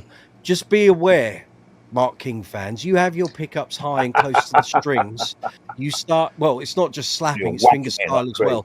You're gonna take off the top coating of the pickup. And I will guarantee you within 10 years, you'll go, oh, I wish I had some new pickups. You might want to try and buy some new casings, whichever manufacturer you use. Get some pickup casings because it gets really annoying. Well, if I look at my status matrix, those were the ones with the status lettering in gold. It's all come off. And the pickup, the previous owner ground the pickup covers away with where the strings are. So you can have your pickup high if you like, but they will wear away. Like huge point of contention here. Why do people modify basses? It ruins them. Boy. Okay. Well, I think in the 80s, pour a tea, have a cup of tea, it's time to go. I think everyone wanted active when in the 80s because a lot of the sounds they were hearing on records required it. So a lot of people who already had Fenders, you think how many people had a Precision but didn't have a jazz pickup in the back, and suddenly they're seeing basses that are being produced new with a P&J. Oh, well, I can add a pickup, with no thought at that time that their 20-year-old bass or 15-year-old bass would hold its value better. Drop in value, because they didn't care at that point. And I No, think, that's right. I mean, it was before my time, but I think when EMGs came out around about 82, 83, is that about right, Jay? I don't know. 77, 78 for the Okay. originals. But they became more prolific in terms In of the you saw 80s. them and DiMarzios and Right. people were like, oh, right, okay, we can have all of this now. And I think people used to buy dodgy Fenders. Alan Murphy was a prime example. He'd buy a Fender and then stick a Kahler in it and locking machine heads and put a graphite nut on and put status reflex pickups in it and put an active circuit in a guitar. Some people did. And I think the guitarists led the way on that rather than the bass players. Everyone wanted to soup up their Strat and their Telly. So here's a I know. fun one for you. Cool. How about this? Okay, so you know the story of Billy Sheehan with the humbucker at the neck and all that sort of Yeah. thing, right? Okay, well, there's a couple other people who've done that, obviously, along the way. Mr. Mulholland has done that way back. There was a guy named Doug Rausch who did that. Yeah. So it's not a new idea, but I think, honestly, for us, for bass, I got to be honest, I really believe it was Alembic doing the Guild Starfire bass for Phil Lesh. Because that was one of the first ones that had all of the knobs and switches and all the things and whatnot, because they wanted to have that really cool sound. And obviously he wasn't too satisfied with what the Guild Starfire bass did with the large humbuckers. So they set everything up, changed all the circuitry, made it an adventure, and that kind of took off from there. So really, if we want to, since we're kind of spinning around Alembic here and there, even in the chat still anyway, a lot of people did it in the mid-'70s with DiMarzio and EMG and all those sort of things with pickups and such. But for a complete refurb or a complete redo, I would say Alembic doing the Grateful Dead stuff was probably one of the first, if not the first. Seriously. I've just put some EMGs in that blue Aerodyne Precision that I see. Oh, yeah. Yeah, because the circuitry was all it was cutting out and everything. I thought, blow it. I put some EMGs in it, and since I've done that, it's absolutely brilliant. So, I've upset some people, but there you go. No, well, That's okay. That's your It's bass. your bass. It's your bass. Mark Palmer, the action on my Rio Dingwall Dream bass was perfect out of the box. Neck relief, action, and pickup height were 100% perfect, as was my NG2 when I got that. The only bass I've never put a spanner or Allen key on. I can believe it. I can believe it. Well, to be fair, those basses were so eagerly awaited, they had to be right when they landed. It's quite right too. Crikey, there's a lot of messages here. Right, yep, you've replied to him. Lauren Quintana, good. Hi guys, good evening. Alembics are the real deal. I agree. Nolan Taylor, that's because they're overwound to compensate for the vintage circuit. Right, got you. Stuff, yeah. Yep. Mr. Lover, cheers guys, makes sense. A pleasure. That's what we're here for. Nolan Taylor, Ben Hall has planned to getting rid of wiring harnesses in favor of circuit boards. Oh, okay.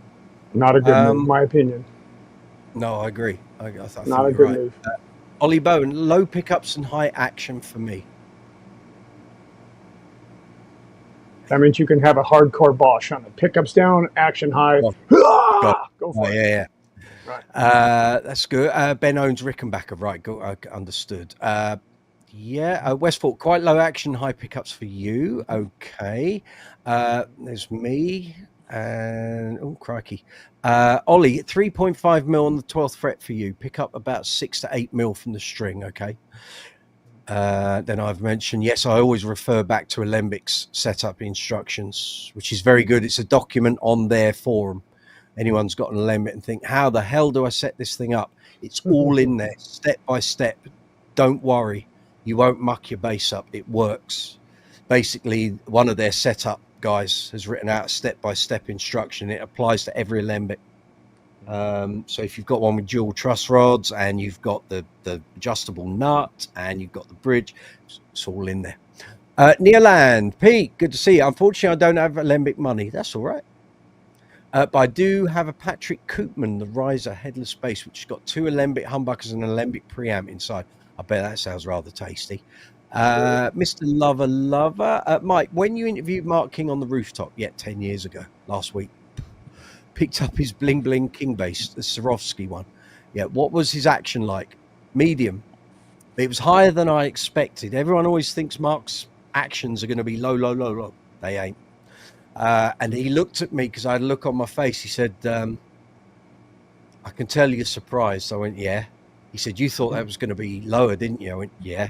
He said, I can't have my action low. This was still when he was using 30-90 gauges. He said, if I have them any lower, there's already buzz at that height. He said, but that's the kind of optimum that I can have that action. If I raise it up, it's not me. It doesn't sound like me anymore. But if I drop it any further, the buzz is too much. He said, so we have to have this sort of halfway house, if you like. But he said, that's just what I prefer. And I get a better tone, not loads of buzz, and I can really dig in, because his big thing is he digs in full on.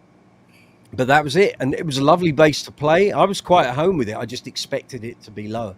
I've heard it's actually a lot higher than what's perceived. That's exactly it. Because he just digs in.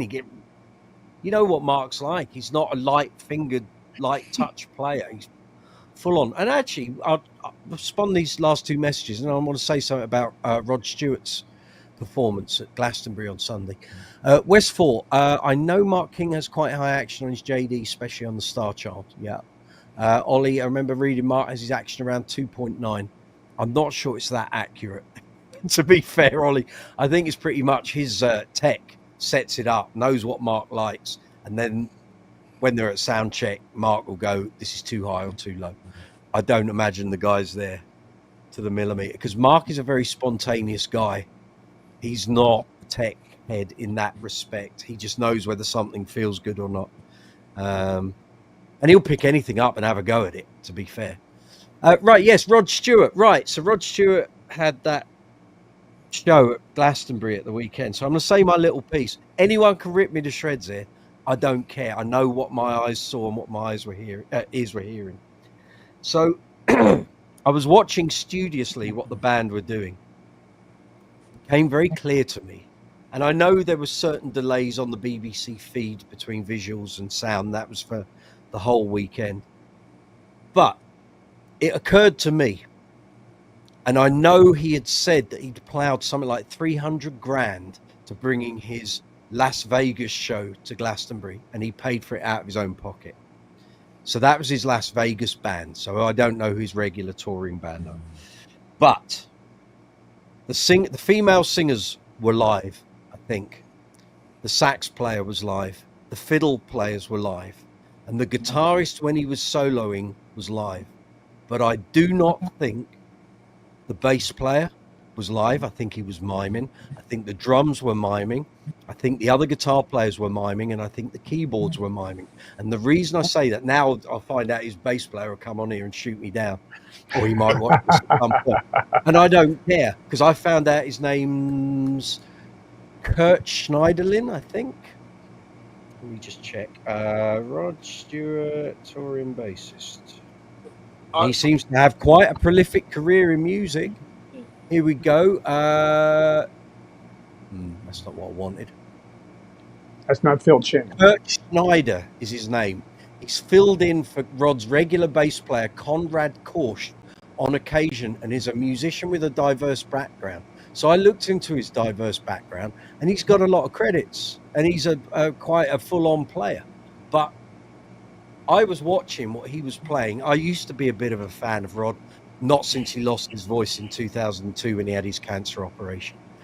I was watching what that bass player was playing, and there were too many occasions where what he was playing was not matching up with the bass line that was coming out. A couple of times the bass line went up and he went down the neck. There was also an occasion, though, when because I watched it, he looked like he gave himself away. It looked like he fluffed something, and it came out on his face, and he was like that. And I actually said to him, "I said, he's just mucked up." Well, away. I was a bit surprised by his playing hand, because he's got one of those he just has his fingers out, and they do the minimal amount of finger movement. And the problem was there were a couple of lines where it was going ba-bump, ba-bump, ba-bump, ba-bump, and his fingers were not matching. Not even close. He was literally going bomb, bomb, bomb. And I'm like, that ain't the line that's coming out. So if you're there, or if you're watching this video after the event, you think, how dare you shoot my performance down?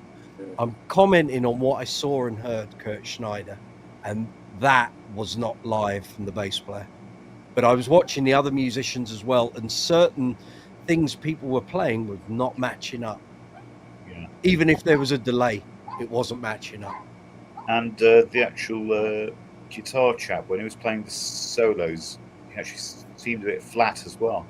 Yeah. I think any instrument that was doing a solo was live.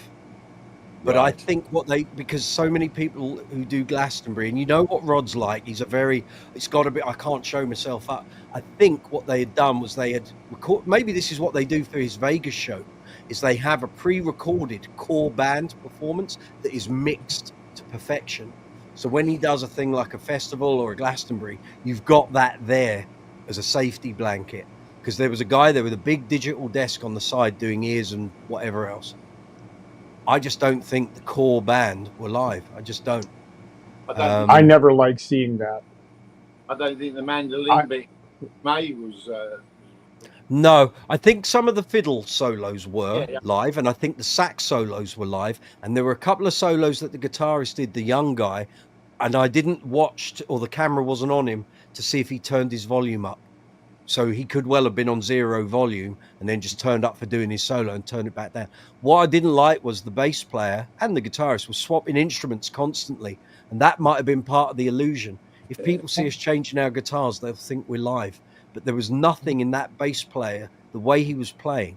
And a friend of mine who's a huge Rod fan, and I messaged him, I said, there's something not right with that bass player in terms of how he's playing or the notes, but his whole playing right hand just didn't fit. It's like, I don't know what he's playing. And you'll notice not once really did he look up.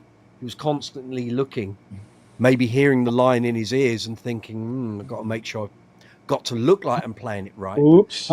Couple of parts, the bass line went up and he went down the neck. And I'm thinking, well, that doesn't correlate. How do you do that? I think I've done 2 miming gigs in my career. And it actually, you have to work harder because you have to try and make it look like you're playing the notes that are coming out. And it's on point. Both of them that I've done, I think I've sweated buckets because it's just like, does this look right? It doesn't sound right because it's not what I'm playing. But yeah, it's a funny old thing. There's a few. There's a few tidbits in here, but just something to mention because I just threw it in the chat as well. Since you're speaking of miming, we're not going to talk about Milli Vanilli because that was a whole different discussion. Hello, Boston, by the way. Right. Shall we say the adventures with AI music now are creeping in more so than anybody has realized, I think. I watched something earlier today from Rick Beato, who had a little conversation about this funny little so-called band. Anybody watch it? Anybody see it? No. I won't spoil it for you, but it was really interesting because what he did was he used his a software that he's got that can separate it by tracks. Right. And he pulled up Led Zeppelin and separated it out by tracks, and you could hear all the things you expect, right? Well, he did the same thing, whatever this little fluffy song is, and the separator couldn't get everything right because it didn't know where the track stopped and the other one started. So for all of these things that are plugging along with thousands of views or listens and plays and all that, who's getting paid for that? Probably Spotify. Probably the ones who are putting it out, because that's ridiculous. I mean, like you, I've seen some performers use tracks, and you can tell when they're miming. The best miming that I can ever think that I remember specifically that's well worth watching was an old Iron Maiden video where they said they refused to mime, and so they all swapped instruments mid-song, and they're throwing instruments around. Harry's sitting back on the drum set doing this, and Nico's sitting there doing this. You know, they were making just a joke of it because, you know, they knew it wasn't so. But the AI thing was very interesting because when he took the song apart and tried to anyway, it was impossible to do, and everything bled over, which in a real song it does not. Mm-hmm. So be mindful of what you're listening to. It might be wrong. Might be a lie. I stumbled across something on, it might have been on the BBC site, about a new band, and you can just tell by the biography that's been written and the photos and the whole thing around this band, it's all AI generated. Was it Velvet something? I don't know. It was this morning. I was literally just flicking through stuff, and I just read like the first couple of paragraphs, and they just said they were reading the press release for this band. They just said none of this makes any sense. It's just wordy gobbledygook that you can tell has just been generated by an AI script. Mm-hmm. So the fun thing is, if you can tune your ear to artifacts, if you can hear the artifacts, especially in the vocals, you can pick it out almost immediately once you know what you're listening for. Yeah. It is 20 to 10 here in London town. You are watching Brooks's Bass Corner live chat 120 in the new vertical live stream format. We do this as an experiment for a couple of weeks, see how it works. If we fit very nicely in that box, I have to say. We can take more more contributors. If you want to come on here, join in live, you can. There's a ticker running along top of the screen. You can email me, brooksyspacecorner@gmail.com. Email me. I get your email. I send you an invite. You click on the invite. You come through.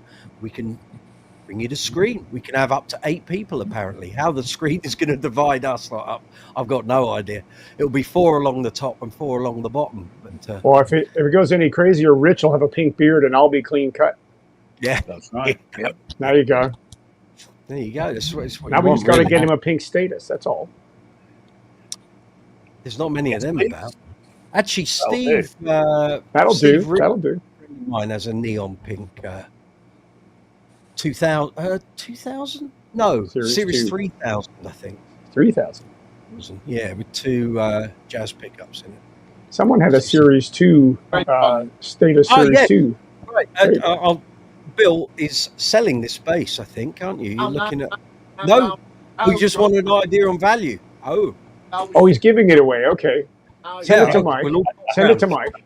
This is going nowhere. I was going to say, because if you put that up for sale, Rick's going to buy that off you immediately. Yeah. So is it a GP artist? GP artist, yeah.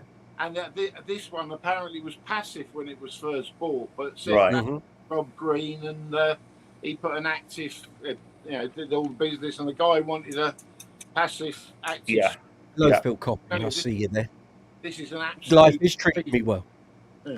Absolute dream play, that is. They did great bases. Value-wise, surprised they didn't sell more of those. Yeah. I'd say between 1,800 and about $2,500 at the moment. I think you're looking upward of about 2.5. Anything with the graphite neck, status-based, you're looking at 2.5. Yeah, the actual. Well, I only paid going up and up. 1,250 quid for it. You did very well, Bill. Yeah. But yeah. So, well done. That's a keeper. That's going nowhere. Well, my Matrix, despite the bangs and dings and the pickup wear, I got that for the player love. The player about 14 years ago. Yeah. We got bargains years ago. You won't be getting status bargains anymore. Because the Bass Direct came in and said how much they'd give me for it. And Marcus told you what he'd give you. They said that the prices aren't as good as they were because obviously Rob's back building bases. So I think any that have got a graphite neck or graphite in the body, as in Series 2000, they're going to get the premium. Series 23, as good as it is, the price they're selling for, that's the price they're probably going to stick at. They aren't going to go down. I doubt they're going to go up until the full retirement happens. But I think anything that's graphite based, whether it's neck, body, or both, they're going to be premium priced. There's an actual. We'll see. I mean, whatever Bass Direct just said to you, we'll see, won't we, when they get another load of statuses in second hand on commission sale, and we'll see what they price them at. I bought a headless status from the bass show one year, and they got it priced wrong. But bless them, they said, "Well, that's the price it was, so we'll have to give it to you for that." Well, they will. Yeah, and I said, well, I felt guilty. I said, "Well, no, I don't want you to get into trouble." And they went, "No, that's what it is. I think it should have been."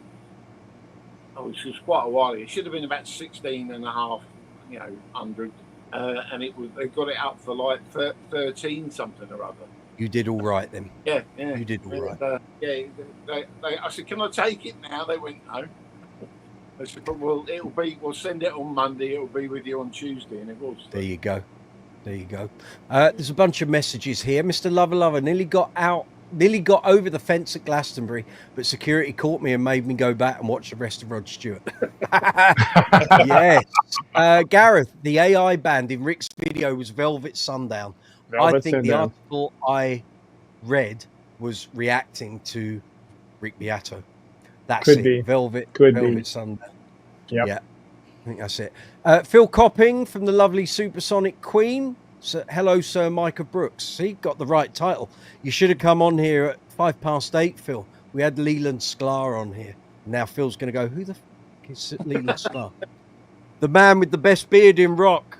And one finger in the air at all times. Always. Hope gig life is treating you well. Yes, are you offering me some more gigs? Surely not. Your bloke's doing a blinding job. Been watching his performances on YouTube.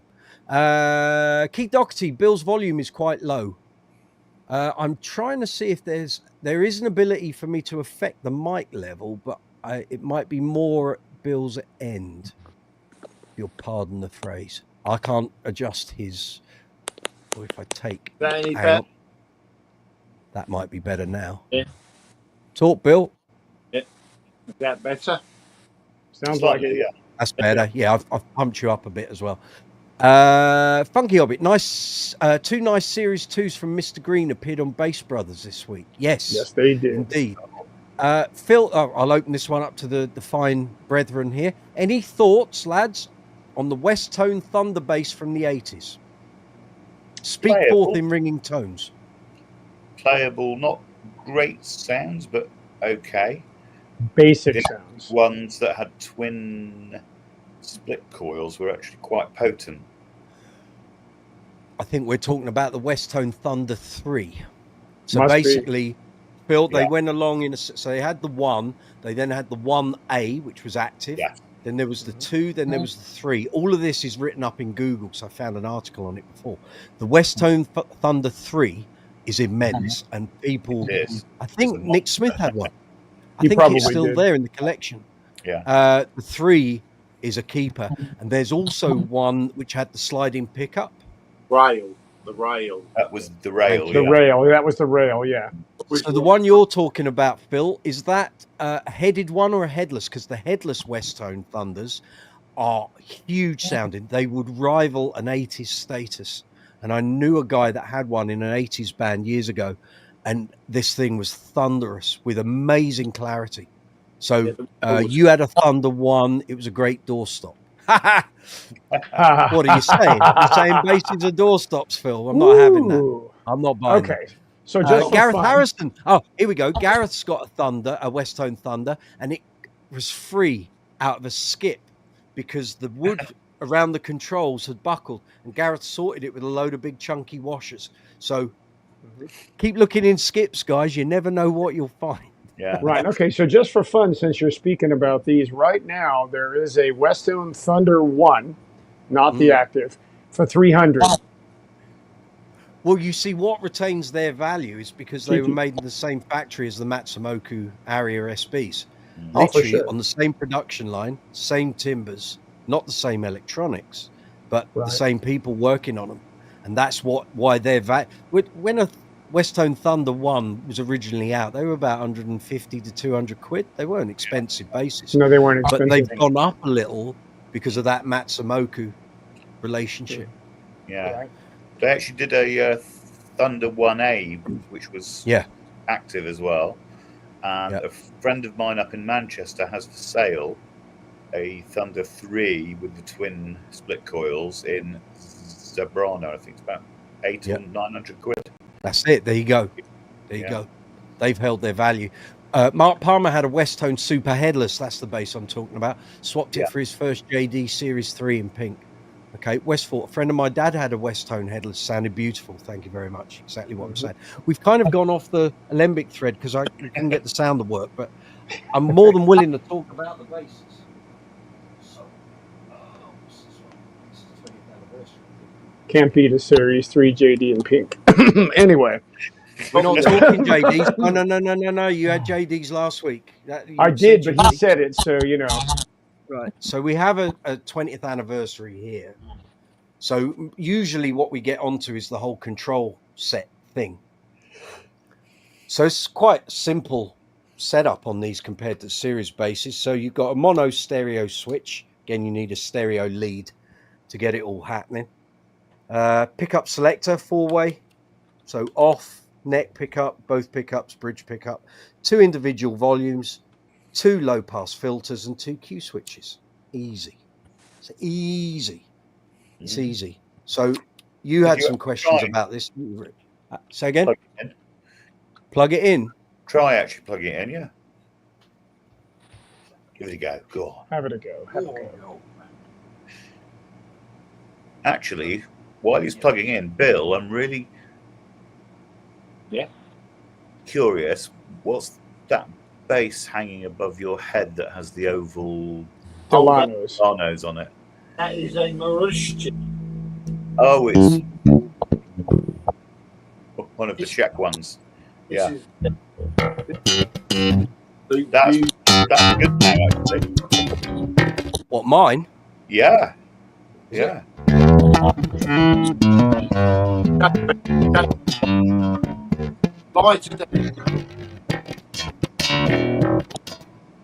Yeah.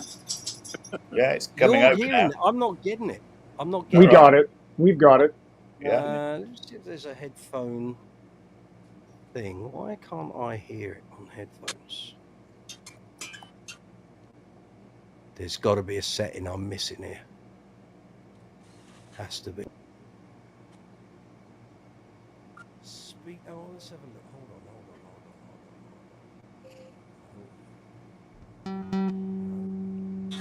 I can hear myself delay. You're quiet though. Yeah, I'm not near the mic. Your voice is really quiet. I can hear the bass. I can't hear you. Yeah.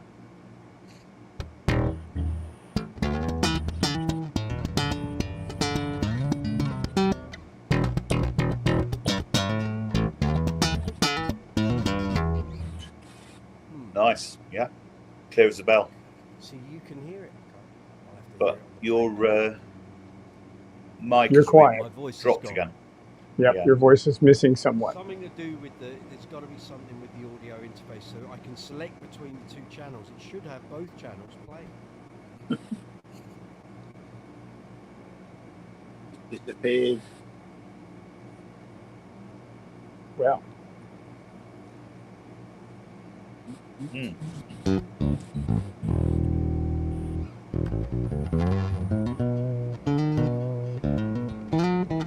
sounds like an act of precision. What an I'll stop insult. then. Yeah, exactly. Hey, you know what's funny? Look in the comments. Look in the comments. Sounds like a wet pea bass. Come on. I didn't have What's to wrong say with it you? first. I didn't have to say it Water up first. north. Hang on, there's messages here. Hold on. Right, Funky Hobbit, we've done that. Westford, we've done that. Phil Cobbin, remove the neck, and with a bit of oiling, it would make really good novelty cheese board. Come on, what's wrong with you? Shall we have Remind you of that. Shall we have a tea? Next time I have to listen to your guitar playing. West tones are better than Alembics. No. No.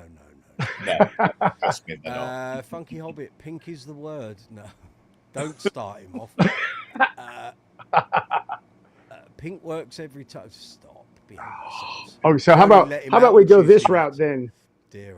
What is that?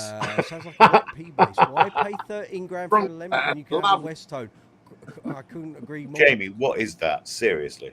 Mike, is it in stereo mode? No, it's in mono. Okay, so Go on. it's pink. It's sort of pink. It's sort of pink leopard print. That's right. This is for playing Rick James songs. And it's pointy. You remember Bad News, the record company Yes. they were on? Frilly Yes. Pink. There you go. Friggin' pink. Frigid pink. Frilly Pink. Right? Pink, yes. No, well, Rich, you don't know, but you got to remember I have Mike's guitar strap here as well. No, Yeah, of course, that's yeah, your yeah. loincloth. It goes with the Speedo. Yeah, it's a little short. Welcome to the Riviera. Anyway. Mike, yeah, we've done that. Mike, your mic is still a bit soft. Moving right along. Is that better? Is that better? For some reason, I'm not getting the...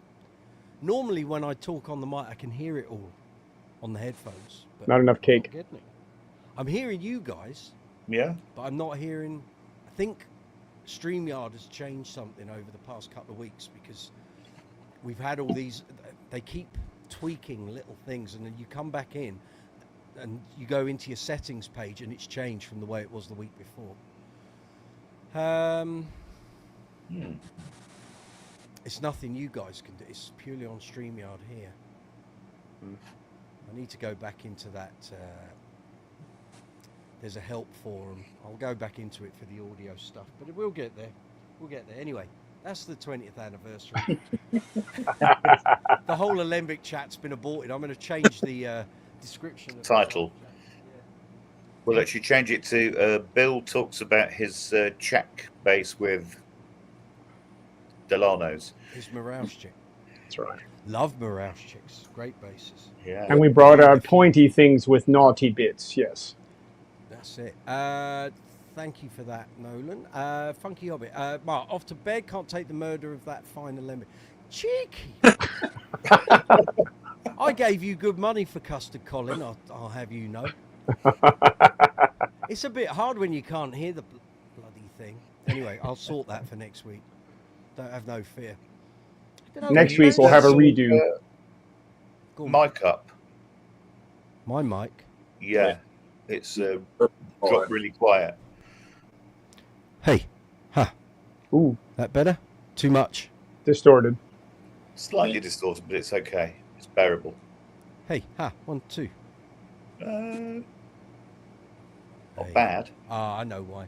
Because I kept turning the audio settings off in order to do the play along. Hold on.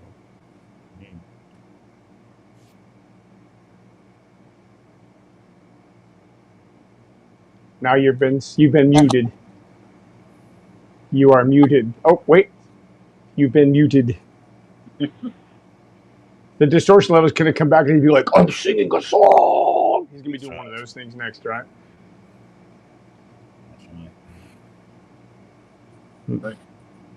He's now saying, you are an enemy of the Daleks.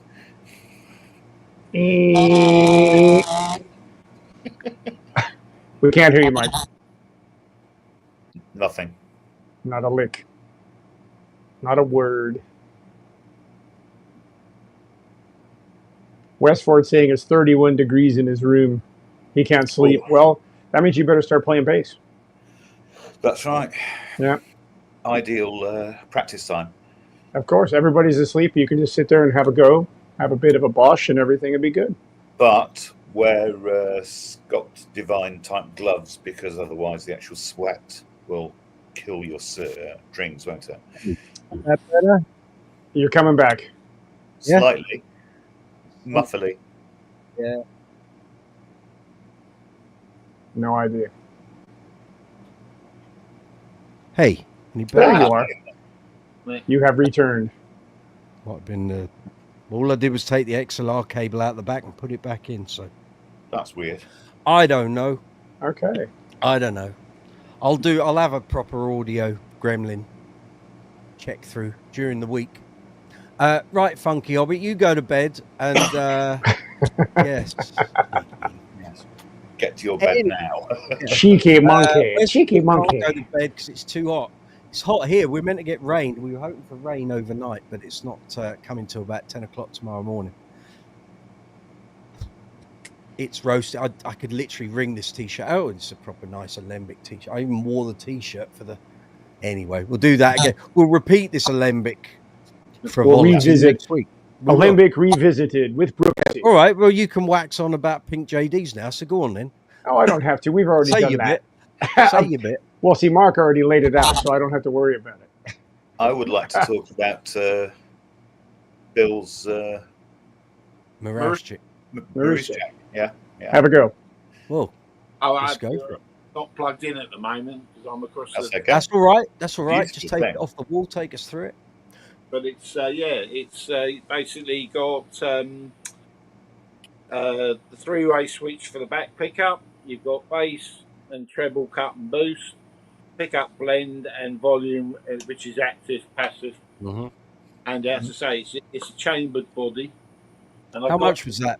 Bill? Another purchase from Bass Direct many moons ago, before just as they were sort of coming into the country. So Yeah. another good price because these have gone up. How much was that? About 1,000, 1,100? I think it was about 11 Yeah. 1,150. Because the ones I reviewed were about that, and I thought, wow, it's a hell of a base for the price. Yeah, and I think they're similar now. They've gone right up, and this is another one that will be going. People have gotten on. Yeah, people have, because I got a fretless as well. Mm-hmm. You can Are sort you of- aware of the brand, Jamie? Yes, I am. There's a guy here that you know about in New York City who we've spoke about that he brings them in. So yeah, there's quite a few floating around here now. Mm. It was Dave Sutkin. Yep. Does Bass up front. advocate of them. But yeah, they're certainly the absolute. And the thing is, I can't even explain just how light it is. Yeah. But it's just, strangely enough, this and the Status are are two that can't be sold because my wife says I can't sell them because she loves them. Which is convenient because I like them. What she says goes. That's the way that works. There it is. You're right there, Rich. Yeah. You sort of checking up on Pravda. Pravda. What? Russian Uh-oh. newspaper. I It's a know. Russian newspaper. I know. Just Pravda quoted after the first premiere performance of Shostakovich's opera Lady Macbeth, chaos rather than music. True. Okay.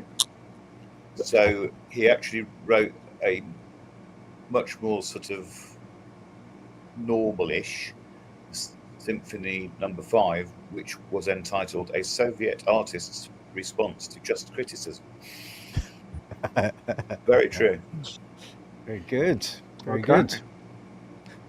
So, right then, JDs, pink JDs. JDs, We were yeah. saying, what's that? EXTC. XTC. You like Are you familiar with this? Yeah, kind of. I was never a big XTC fan. Just curious, because Is that the thing with Andy Partridge and Colin Moulding? no, this one's not. This is the Terry Chambers, the drummer. He brought two guys along with him, and they sang songs off the first two albums. Right. When Stuart was here, we went and saw them because they were quite shocked to see him 4,000 miles away. Oh, right. Okay. Yes. Well, No. Further on from our conversation about the Pink JD on Bass Brothers last week, it was Oh, yes. there yesterday or the day before, and now it's gone. There were two of them. Oh, were were two. there? Oh, right. Okay. Right, because the one was our friend's bass. That was a series 1 that had all the other one was a series 3. I think if I remember right, it came along or could have been one of the ones that came along when they did that kind of colorful one where they had all 7 pearloid colors in one shot. They had the pink, the green, the yellow, blue, white, and the purple. I think that was that one. I think they got it back. Oh, okay. I could be wrong, but there were 2. I had to ask.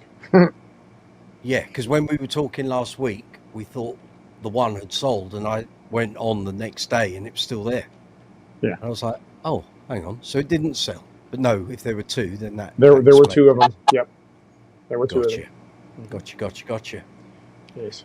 You still got your status groove waiting to go, Rich? It's actually sold. Woo! I'm actually dropping it to a guy in Reading tomorrow evening. Nice. So, Well done, sir. And I'm Was that through Bass Chat? Yes. Oh, very good. And I'm actually getting a PX from it, one of those Hills Next basses, Right. which are a headless sort of a pointy affair. Yeah. We just had that. Yeah. Pointy. Yeah. Pointy. Go on. Oh, that looks like a Hills Next bass. There you go. Oh, is yours the grey one, which has been up for grabs? No. This Right. This was a Christmas present. Nice. My good lady, because the singer in the band keeps changing keys. Right. And I decided to get a 5-string, and then I may as well go fretless. And for the prop, the sound on these are really good. You should be. You don't want to be trashing all your other basses with it. You should be happy. You should be happy with this if you get one. Yeah. Okay. Yeah. I'll be. How Rich likes a headless bass. Yeah. Just a few of them, eh? I do like the headless bass. It winds the guitarist up no end because well, that's worth it. So it's just like identical to yours, except for it's the creamy white one with the torch guard on it. Well, when I was looking at this and I'd purchased it, I sent a picture to the guitarist because I tend to say if I'm buying stuff or he's buying stuff. Yeah. His reply was yuck. Lovely. Some people have no taste. You're not buying that, are you? I said, it's already ordered. And he went quiet. So now it's called yuck. That's the name. Yeah, it's the official colour. Yeah. That's the official colour. I'm doing a quick shout out while we're doing this. It is coming up 10:10. Please, we've got loads of people watching, which is fabulous. And we've had the analytics have gone kind of off the charts. So the vertical live stream looks to be like a bit of a hit, although Lee Sklar's presence could well be the contributing factor to that. Might help that, yes. But if you're watching this live stream or you're watching it after the event, please give the video a thumbs up. It really helps me, really helps the channel, really helps this particular video. So if Lee Sklar sees that you people like watching him on my live chats, that helps the video and it pumps it out to more and more bass players on YouTube, which means everything grows and goes nuts. So please feel free to give the video a thumbs up. More pink, JD. And share it and leave comments. And. I don't ask people to subscribe. You can by all means do so if you wish. It's fabulous if you do. I don't ask for it because it's a vanity metric. What I ask for is thumbs ups, and please enjoy the content when you watch it. That's so at the moment, that's saying we've got 4 thumbs ups out of. Hang on, I'll tell you. Refresh. We've had How many views? tonight on this 2,352. There you go. Okay. It's not bad. Most live chats get 100, 150 a push. And if we do something sort of charitable, like shave off a pink beard, do we get more views? Well, that's up to him to do a sponsorship. Like it's like doing Help the Aged, and do the odd sponsored walk. So if he wants to do a charity beard shaving for keep us in status basis, he's more that would be welcome. like donating a status. Yes. Okay. Yeah. But anyway, if you're enjoying the video, enjoying the comedy aspect tonight, then please feel free to give it a thumbs up. We also have super chat and super thanks. You don't have to. It's free to watch. The channel is free to watch. If you want to help me, help the channel, help the videos, you got the super chat facility at the bottom of the chat window, which is the dollar symbol in a rectangle. And then you've got super thanks below every video here on the channel, which is a dollar symbol in a love heart. Or you can buy Brooks's Bass Corner merch. Links are in the description box below. What are you writing?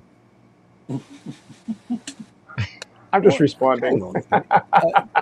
Stacey, yes, Mr. Sklar, we love this place. I'm a hairdresser. I'll cut that beard. There you go. You got to get yourself down to North Carolina, mate.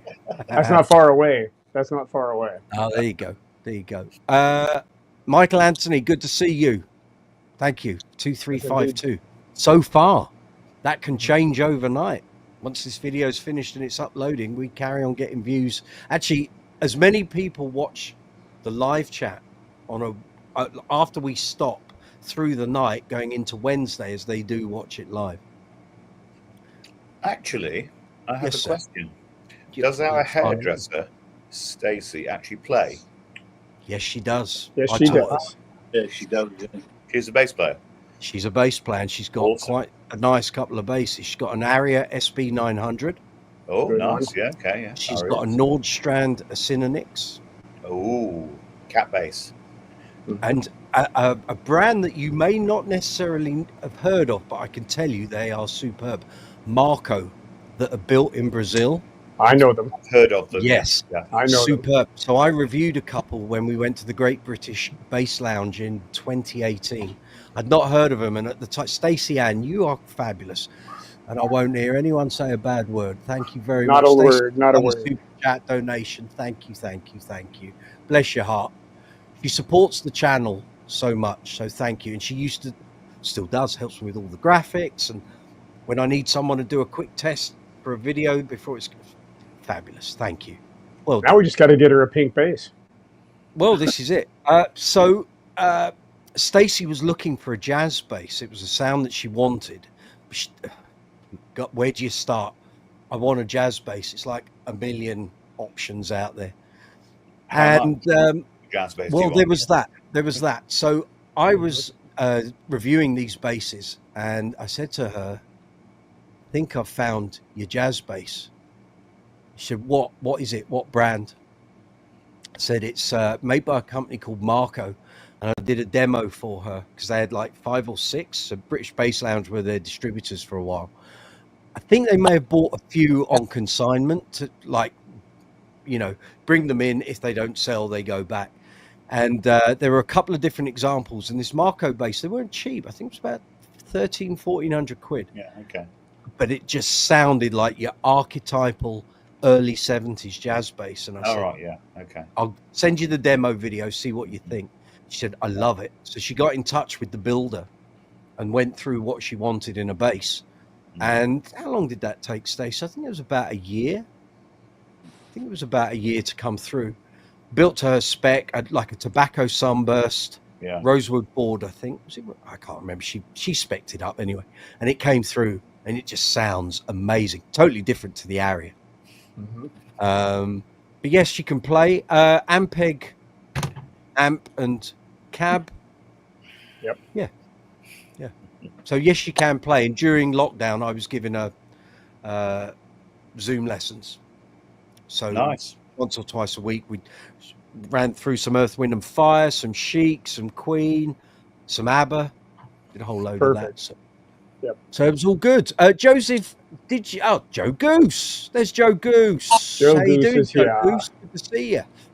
Stacey, Marco basses are the jam. There you go. Someone just sold a pink JD S3. Was the same batch as the one I sold. Joe sold his green one. Yep. Blue one. He got the blue one and the green one. So Dave Saves. Hello from Dubai. How are you guys? We're good, thank you. You're very welcome here. Live chat 120 here on Brooks's Space Corner. Yeah. Stacey, you love it. Yes, a year for that build. Michael and Joe clearly know each other. Very good. Yeah, so Marco bass is very good. I can't remember, you got any other basses, Stace, or is it just those 3? She was looking for a cheap Music Man at one point, but I think that's gone off the board. Other job costs being incurred. that happens. By the way, if anyone wants a t-shirt like Rich is wearing, may the bass be with you, they are available in the Brooks's Space Corner store on Amazon. And you can buy they are. Channel gets probably like about 50p on each one, but it's something, isn't it? There you go. Every little bit counts. Indeed. Yes. Absolutely. So, Mr. Millard, any plans moved on since you got your passport yesterday? So, the squire known as Stuart and I have been having a go on discussing what we're going to do. I've also spoken with Toby, and I kind of threw out there that we're going to probably go to Brum and have a curry, because we're going to have to do it. I probably shouldn't say this, but I also threw out the idea of a double neck pink JD with multicolors of pink and all that. And, you're going to be coming back with about 6 basses at this rate. I might have to ship a container at this rate. I don't know. Said that.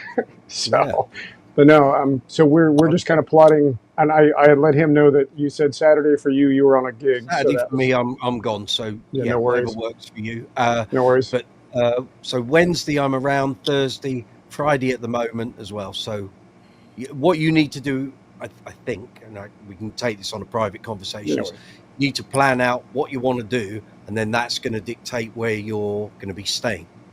Right. But I certainly on the Sunday I can bring you back. So it looks like the Sunday is going to go till like 10 o'clock, 11 o'clock. Okay. Right. It'll be a late. I can bring you back from Peterborough to Heathrow, and then, as we said, we could go to like an all-night diner, and if you want to do that, or if you're going to get your head down, we'll sort out whatever. Well, no, we're going to do that. We're going to have a full English breakfast. It seems to make sense because just saying, so close to me, I've got to come back this way. I've got to have a full English if we're going to do that. Well, that depends if you can find an all-night diner that's doing that at that time. Right, that's true. That's true. There's a few messages here. The good news, Martin, from Joe. Yeah, Joe Goose. The good news, Martin, is I just started working again. Well done, you. Congratulations. Well done. Good. On the big free trading houses. Very good. So we'll be getting some nice new bases in the future. You see, there's always a silver lining. Like a pink JD. Joe and I hang on Phil DeHov's page. Excellent. Shout out to Phil. I've been checking in on your afternoon playthroughs, but I haven't been able to contribute because I've been too busy editing shorts and editing videos and doing graphics and blah, blah, blah, blah. But I have you running on a window here, so I am checking in on that. Mr. Lover, notice watching Glastonbury, a huge amount of the bassists were playing 4-string Fender, P basses and jazzes. I swear a lot of the bands that play at Glastonbury don't even know there's other basses out there. They just don't. Heaven help them if I ever know, because it's going to be a Status and Alembic. And probably that's right. JPs and what the hell's all that? Yeah. Could you imagine if I was going? Well, yeah. You'd be making waves. Actually, the Pink player Beards in a band called Wet Leg was playing a JMG of course Mustang. Yes. Yeah. Mr. Lover, why do I think this is the case? I think a lot of these artists that play at Glastonbury, the people in their bands aren't the people that are in their bands, if that makes sense. Yeah. They get thrown together by agents and record companies and stuff. Yeah. So the artist you see doesn't necessarily have a band. They get given a musical director by the company, the record company, and the MD will pick their musicians, and what you get is what you get. Right. And that's absolutely correct. Sadly, that is the way it's going. I mean, more and more of the acts at Glastonbury are solos or duos or 3-piece teams, and then everyone else is just backing. I'm sure a lot of it, bass players were miming. There's so much playback going on. Possibly, yeah. And I saw a thing on Bass Chat. People were complaining about this. More and more of the artists looked like they were just playing to playback, and they were moaning that that's not what Glastonbury is about. You got to play live. Yeah, that's right. You can't play live. You shouldn't be on. But like I say, with Rod's thing, he's that. It's got to be right. It's got to sound perfect. He's got a 55-year career. Mm-hmm. So it wouldn't have surprised me if their whole set was pre-recorded, totally mixed.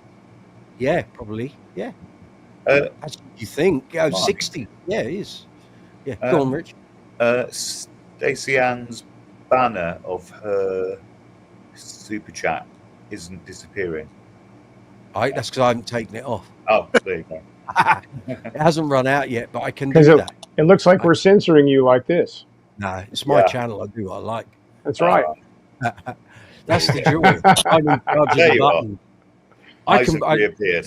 I can do this. See, he was going to do that to put the feathered There we hat are. on, and That's far better. The underlings. The underlings. You're Oh, pushing we it. can do that. I don't. it's Bass Lord Brooks. That one It's there, Bass brilliant. Lord Brooks. Like I say, we get 8 of us on here. Lord knows what it'll look like.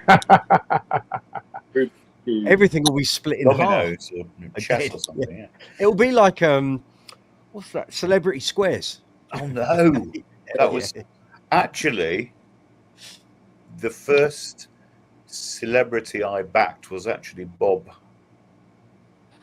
Monkhouse. There Yeah. you go. Yeah. Wow. Well, do Yeah. you know Darren Bazzoni, drummer? Name rings a bell. Yeah. Okay, he used to be Freddie Starr's drummer. All He right. used Yeah. to tour with the likes of Gary Wilmot and all that, and some of the Yeah, yeah, stories. yeah. I mean, don't get Darren out on a night on the cover because it's just lethal. In fact, I don't think I've ever laughed as much as because he was the producer and director for the Jimi Hendrix theatre show that I did one show for, and we were doing all the prep and the rehearsals, and we stayed over in a travel lodge, and the stories. I was wheezing, my ribs hurt the next day. I couldn't stop laughing. Jamie, I don't expect you to know who Freddie Starr is, but if you look on YouTube, Okay. I know some people he just was not their cup of tea, but if you watch him with an open mind, it's quite hilarious. Very sort of slapstick. sort of- Yeah, I am he'd get totally people good up with from the that. audience and pretend. I mean, half the time he was high on coke and booze, but it actually makes for a funny show. enough. Let's have a look. I'll check it out. Nolan, did Macca play Glastonbury? No, he didn't. Not this year. Joe Goose, I think you have the wrong Joe. I have never hung out with you, mate, but pleased to meet you. Maybe you should check out Phil DeHov's page, Joe. I think you'd enjoy it. Just exactly your cup of tea. Stacey having a laugh. Gareth Harrison, sometimes the music director specifies the bass that you use. Exactly. I've been in that position. Same. Oh, yes. So does the record producer when you're going in to track a session. Yeah. Yes. Michael Anthony, Justin Raines did a video demoing his MTD Saratoga, nice basses, and I've been trying to get that tone with the E and B string ring like a piano, but I have a new rack Helix, so I'm still in a learning curve. That's a Helix for you. You'll be going down many a rabbit hole, testing all of that out. But it's all But good. having a lot of fun at the same time. Yeah. Yes. I didn't even mention, we were talking to Lee Sklar, I haven't even mentioned the Queen gig in Oxford. Oh. Woo! Yes, so last week, I had I came onto the live chat. I was extremely unhappy.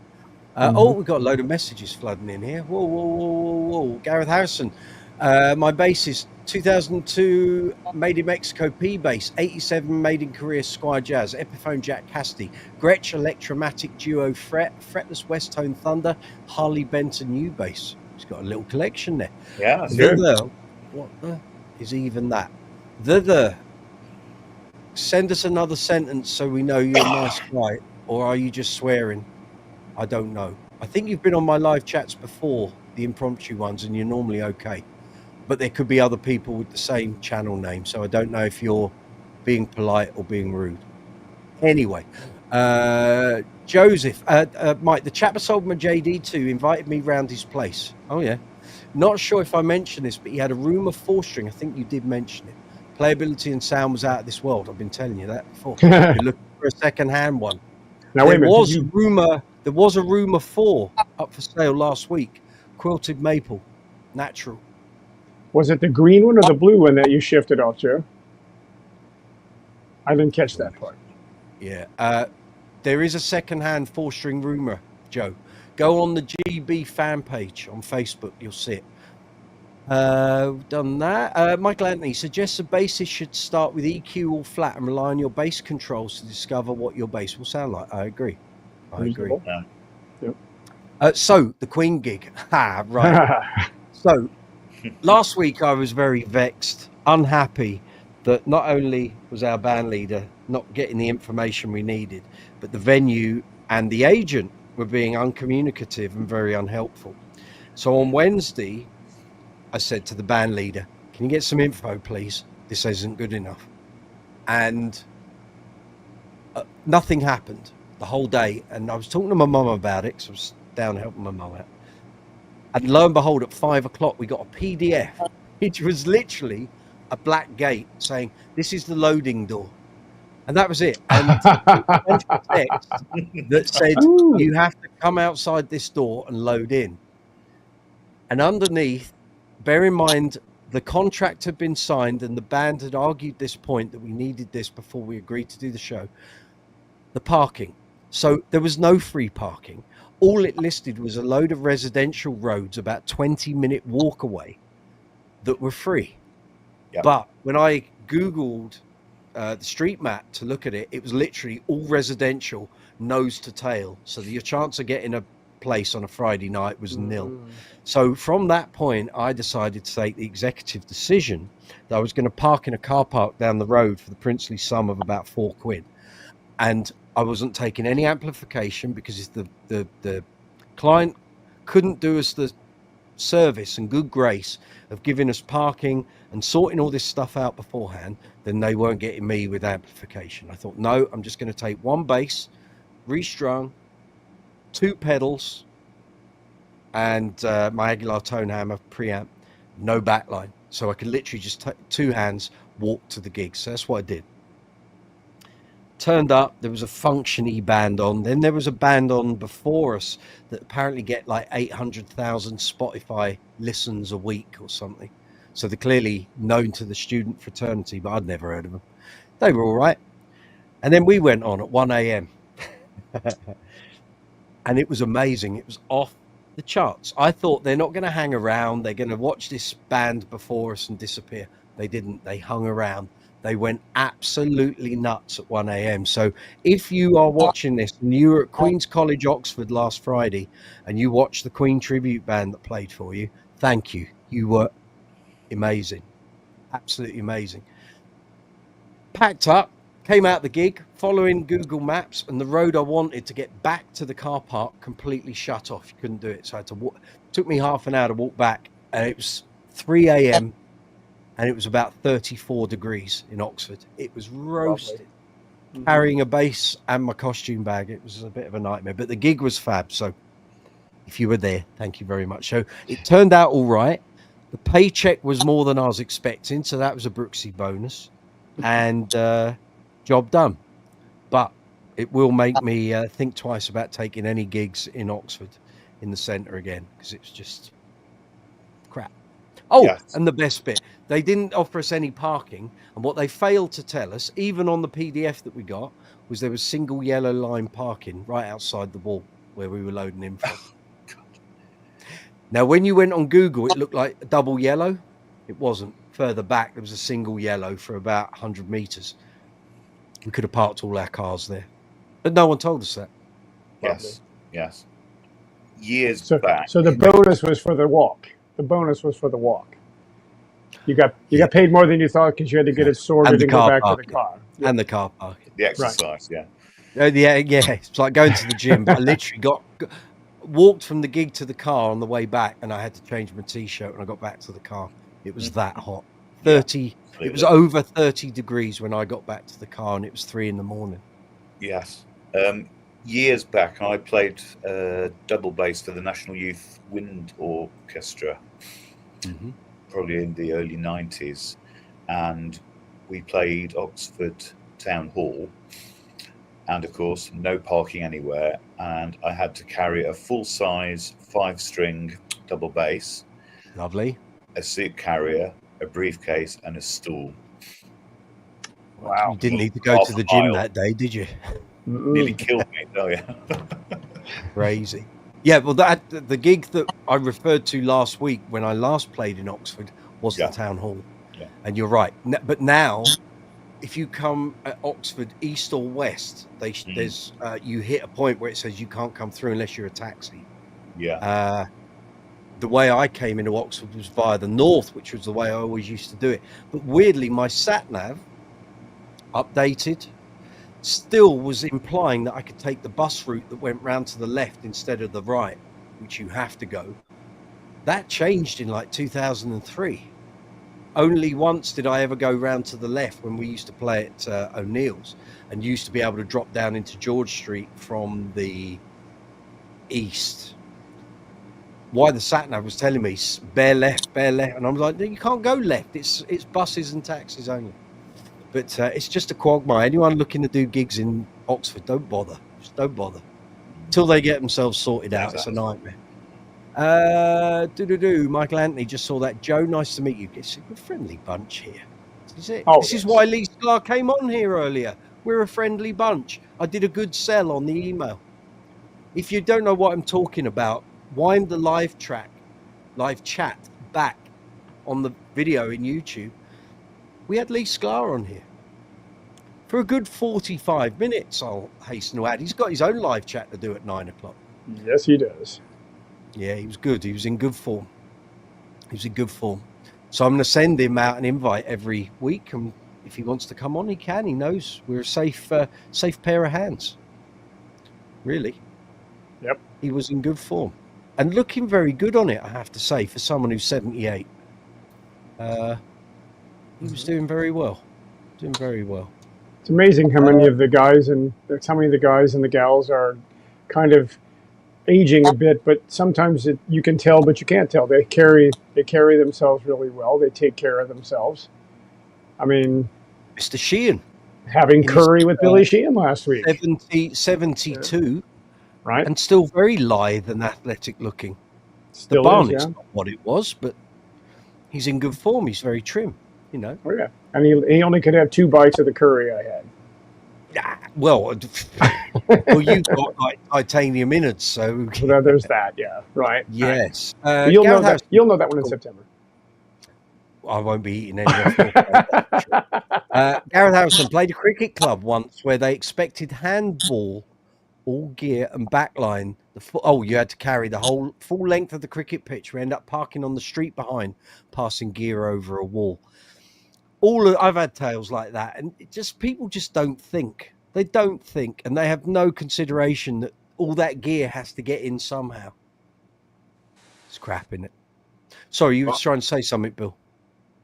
Where I played last Saturday, it was an afternoon thing. I had to go across the field with a trolley with all my gear, only to be told the back line and everything's there provided for us. One of those. Been there. Oh, but at least you had your own gear. At least you knew how it was going to sound. Yeah, but no, I put it back in the car and played through their back line. Quite, let their stuff even take better. No, right. A Peavey Black Widow nice thing, and it sounded awesome. Black Widows were the standard for many a year, and those are indestructible. Yeah. Guitarists swear by them as well. Didn't Black Widows, was there a blue line and a green line? And I think they may have been different in pricing. Well, there was the Black Widow. You could always tell. They had I think they called it the Scorpion was the basic line. Yeah. The Scorpion was the basic line, and then the Black Widow was the top of the line, or you were going to pay a few extra for the Black Widow, and they put them in the guitar and the bass cabinets. I don't remember seeing a blue line. Weighed a ton when we had to move it across the trailer a bit. Absolutely. But that's like we've had the chat about the old Trace stuff. Same idea. They weigh a metric ton, but you can't beat them for what they do. Absolutely, yeah. If you want the sound, you got to have the weight. Yes. That's what it is. It is 10:33 here in London town, here on Brooks's Space Corner live chat 120. I know, because I'm going back through all the old live chats to do remix shorts.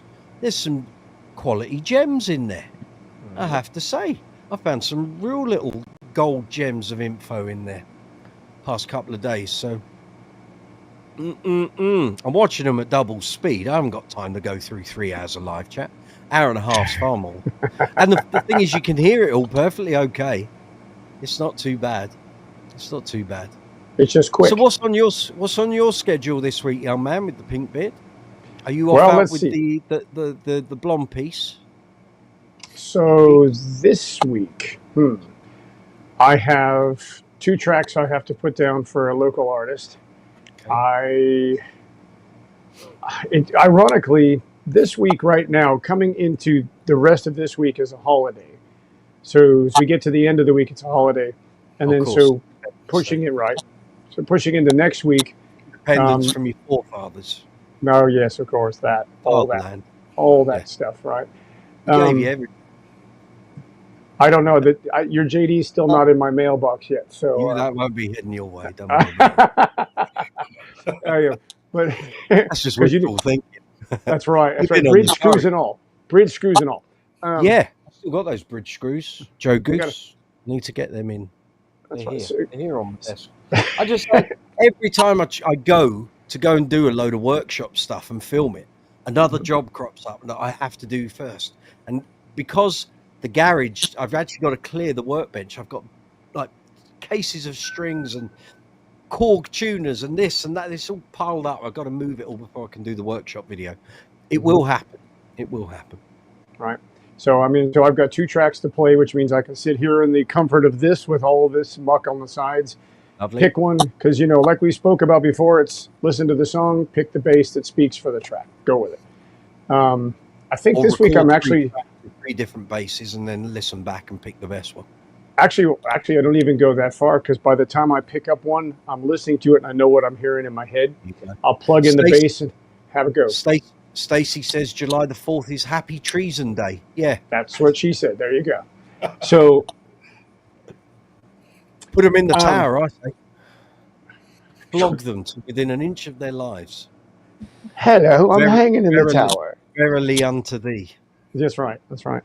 So, other than that, I don't think I have any live shots going this week. This will be a first in a bit because I've been out a bunch. Church on Sunday?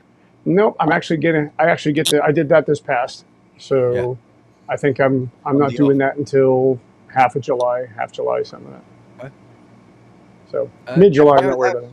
A friend of mine uses an SWR Goliath 410. It weighs a metric ton. Yes, it does. Best cabs I've played through. We can have this discussion till we're blue in the face.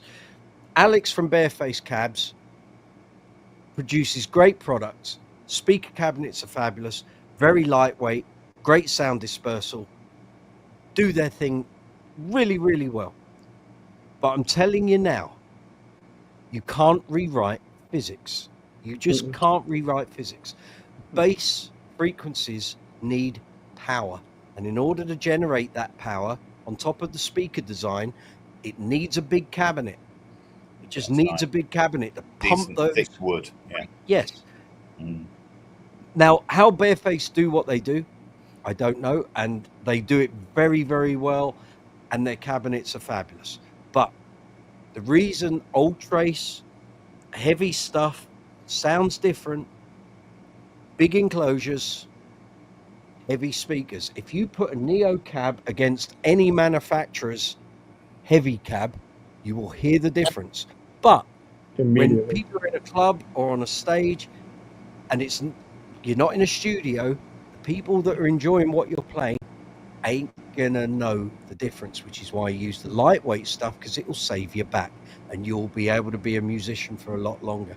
But in a studio where recording is of the essence, if you are afforded the luxury of putting your gear in there and leaving it, as opposed to someone who's flitting between studios, in which case you wouldn't use backline anyway, you'd be on a preamp pedal.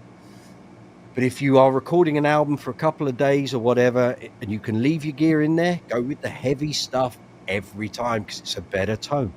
Just is. But I don't care, because people in the audience aren't going to hear the benefit of the heavy cabs if I'm on a gig. They're not. That's why I always take lightweight gear. Because most of it's going through the house anyway. Exactly. They're more interested in getting off their knockers and enjoying the gig. They're not listening. Oh, I think that might be a couple of decibels out there, Maureen. It's nonsense. Cobblers. Right, Joe Goose. I'll come back. Go on, Bill. I'll just say goodbye. I have to go. Yes. Thank you for joining in. Cheers, Bill. Nice to see you. Good to see you, man. Good to see you. Welcome anytime. We'll see you soon. Have a good week. Cheers, mate. Cheers. Joe Goose, how do you handle playing in this hot weather? Well, I'm so pro. Lots of sleep. I found good sleep over the past couple of weekends has been okay. Obvious things, really. Water. Lots of it. Lots of water. Not just water. No I mean, alcohol. I've always got a couple of cans of Diet Pop and what have you in the car. I'm vegetarian, so I eat a lot of salad anyway, so I just do that anyhow. But any hot meal, I'll make sure I've got a bowl of salad. Tonight, before I came on here, I had a fairly big lunch earlier. So before I came on, I just had a cheese salad before I came on, because all that stuff's full of water. So you're just topping up your salt and your sodium and all your various, you know what I'm saying, all the elements, all of that. Keep the physical activity for a minimum, save that for when you're playing. But when I'm on the gig, I'll make sure I've always got a bottle of water, and I'll bring one with me. I can't rely on there being one at the gig. And I'll have probably this drinks, and I have a drinks holder that attaches to my mic stand, so I'll have either a fizzy or a still squash, and that just sort of tides me through, really. But that's it. I've never really been one for muscle cramps in the hands and arms, so I'll always do my warm-ups before I go on stage. Nothing too strenuous, just a lot of that and a bit of arm twisting from the shoulders and the elbows. Nothing too strenuous, but I don't tend to suffer. When I was younger, actually, when I first turned pro, we would do a lot of gigs with the glam rock band where we do seriously hot stages, and occasionally you might feel like a calf start to seize up, so a can of Coke will get you out of that.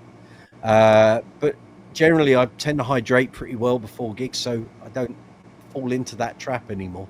Singing wise, don't really ever do vocal warm-ups.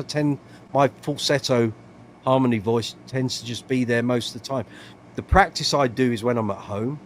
Sorry, camera's there. Look there, Mike, not at the screen.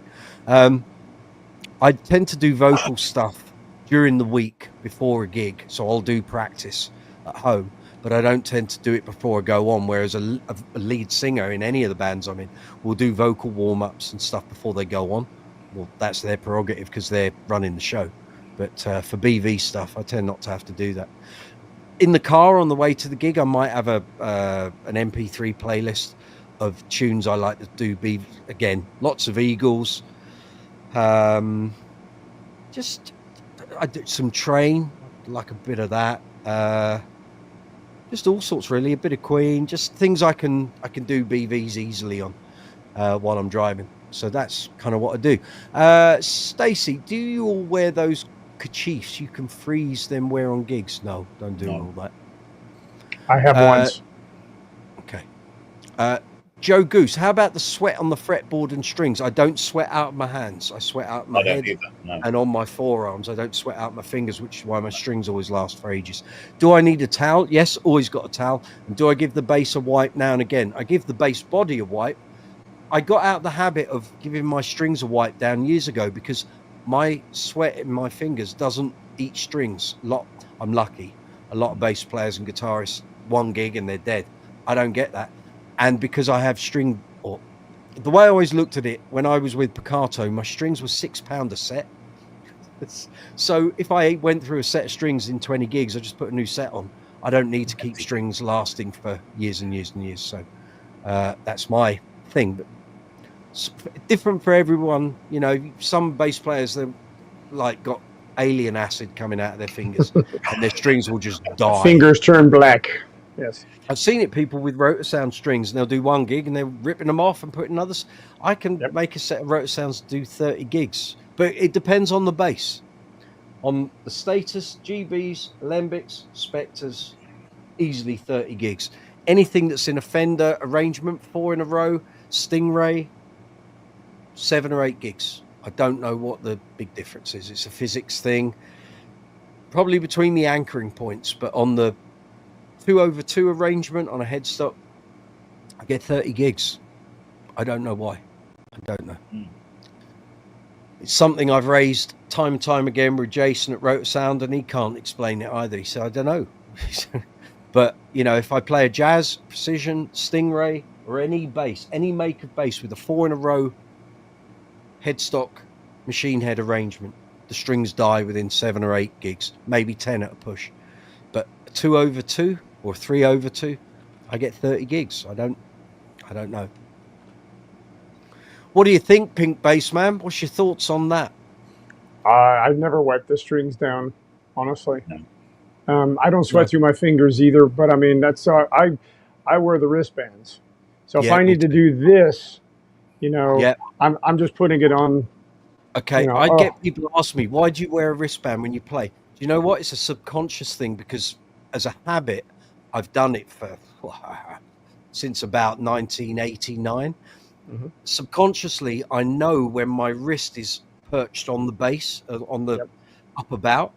Yep. If I've got a sweatband, I know I've got a bit of cushioning between my wrist and where my fingers need to be on the strings. It's almost like a perception thing. When I don't, by accident, like a sound check, I haven't got a sweatband on, it feels alien to me. It's like, oh, don't like this. As soon as I put a sweatband on, right, I'm at home. I Yeah, know someone's where, heard. and when I used to play in the very busy covers band, because there was only 3 of us or 4 of us, as it was in the original days, you had to go into autopilot mode, because the songs went bang, bang, bang, bang, bang, bang, bang. You literally finish one song, you're into the next one. And having that wristband meant I knew that if there was a slap section on any of the songs, like if we did Call Me Al or whatever, I knew my wrist and my hand would not be damping the strings, because I would know if the string was touching the sweatband. And it was just, again, a perception thing. And I would know how far I needed to keep my forearm and my playing hand away from the strings and the bass. Right. Yeah. Pink Also bass do wonders like that. So it keeps the sweat off part of the body. Yeah, I've had that over the past couple of weeks. Mm-hmm. Yeah, you get the old slippery, sticky upper That's back. half the year. That's half the year for me. And if I'm traveling outside of here and I have to go somewhere else, like if I have to go to Texas, for example, it could be hotter. It's dry heat, but doesn't mean you don't sweat any less. Yeah. You know? I missed out a question by Stuart Milne. I got it. Hey folks, what do you guys think of the Phil Jones cabs? Lads, off you go. I blew up 2 of them. Not really interested. It didn't create a great sound. I watched the little cones in the speakers go hitting the grill as soon as I got on it. You rascal, Sorry. you. Oh, you know, when in doubt, destroy it. I wasn't trying to. It just happened. I didn't do anything different than I would through something else. So. Okay. I've reviewed a bunch of Phil Jones stuff. Always really liked it for what it was. The smaller contraptions, you got to take them for what they're designed to do and to be. So again, the whole physics thing comes into consideration. They're small little cabinets with small little speakers. There's only so much bottom and bass end you're going to get out of it, but they're not designed to be filling a stadium or a large hall or a wedding marquee. Yeah, you could take a line out and XLR it and it will just be your personal monitor. They're kind of more built for rehearsal, small acoustic gigs, home practice. He did some bigger cabinet arrangements and stuff. I remember when they came out there, that big 10, was it 10 by 10 or? It looked like a Dalek. Yeah. Looked a bit weird, sounded amazing. But again, if you went back to that now, you probably go, it's overkill. I don't need it. It's too much, too big to carry. And so it is what it is. You got to take it in the context of what each thing is designed to be and to do, what it's trying to do. And I have no grievances with Phil Jones gear. I think it's all pretty good stuff. It's a little bit pricey maybe, but you get what you're paying for. It's quality components, you know, it's good stuff. But again, it will come back to what do you need for the job you're doing. And if you need a 2x12 cab and a Class D head, then that's what you're going to use. But you know, suss everything out on its merits, what you're buying it for, you know. Joe Goose, I'm going to get myself some wristbands. I have a drawer full of them upstairs. And many have been thrown away over the years because as you wash them more, after about 12 months, they go baggy. There's nothing worse than a baggy wristband, I can tell. Well, a lot of things go baggy after a year, but one that isn't on right and it's moving up and down your arm as you're playing, that's no use to anyone. So, yeah, very good. Actually, I'm talking to Joe, for not you two. Joe, Amazon do boxes of them now, very economically priced, black ones. Very good. I bought a box. They're good. Thanks for the heads up, guys. A lifesaver in this kind of weather. Believe me. Yeah. Just totally. a bit, yeah. Well, the acid test, and I picked that word specifically, is when you're on a gig and you've got hair product in your hair and you are literally melting. Yeah, all right, you. Oh, wait, no, wait. Right, I've got right. it. I've got it. A nice moisturizer for you boys.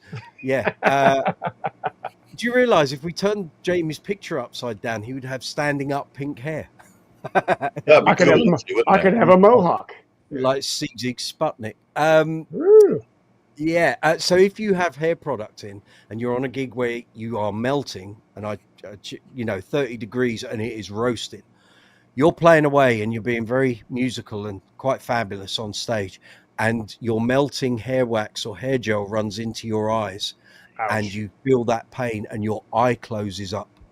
That's what the sweatband's for, because if you're playing an E, an A, a D or a G, you can carry on playing that open string and you can wipe your eyes.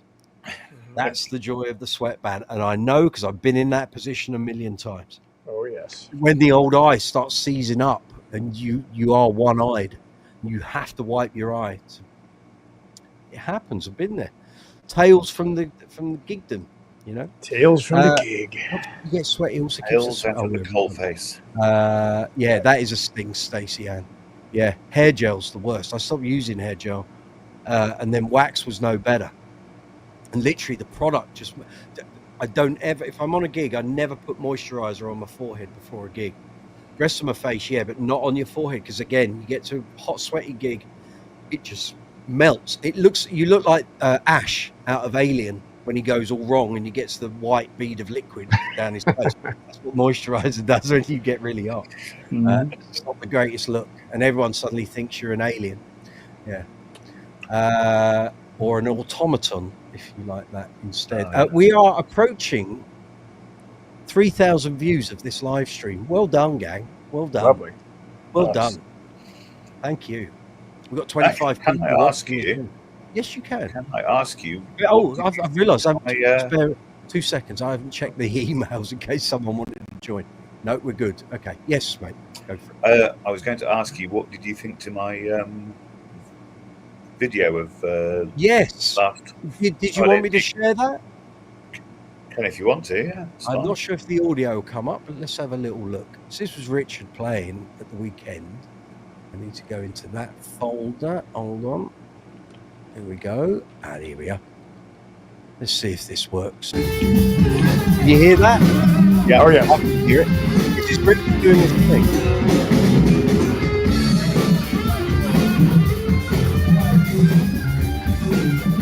And Admiral Whittle on guitar. Oh, yes.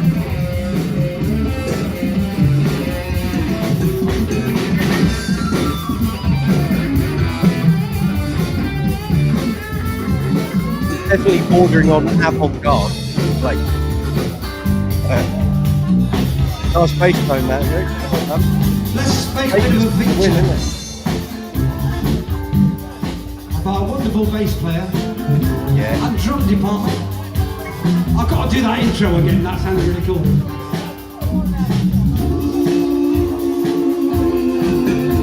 It's got a harmony on it. Yeah, it has it right.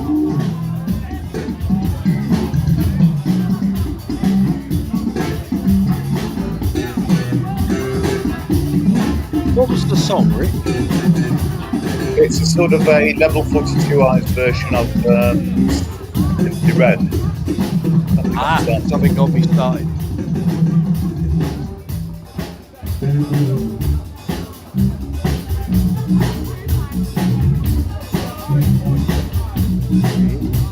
Doing his thing.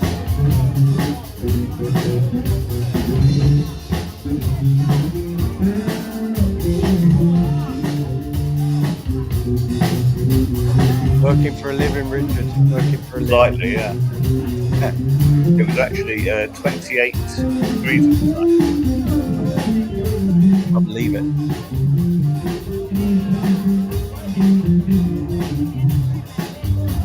Joe's asking, is that a bit of chorus on there? No, it's the The rock and roll is Mr. Richard Vick, guitar, bass, guitar, ladies and gentlemen. I give it all up for you. I give it all up for you. I give it all up for you. I give it all up for you. Yes, I give it all up for you. I give it all up for you. I give it all up for you. I give it all up for you. Yes, I would.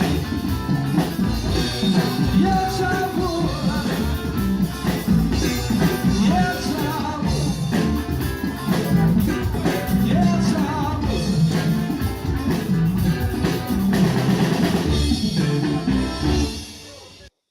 Cool. How Very- about that? Very nice. Tighter than a Think gnat it's chuff. in answer to the question, it Yes. was through the TC Electronic Plethora pedal, which downloads multiple tone prints, and it was the tone print pattern by Mark King, which is called the Sweet Minger. And it's Video on YouTube the, for those who don't know what we're talking about. yeah, and That it's through the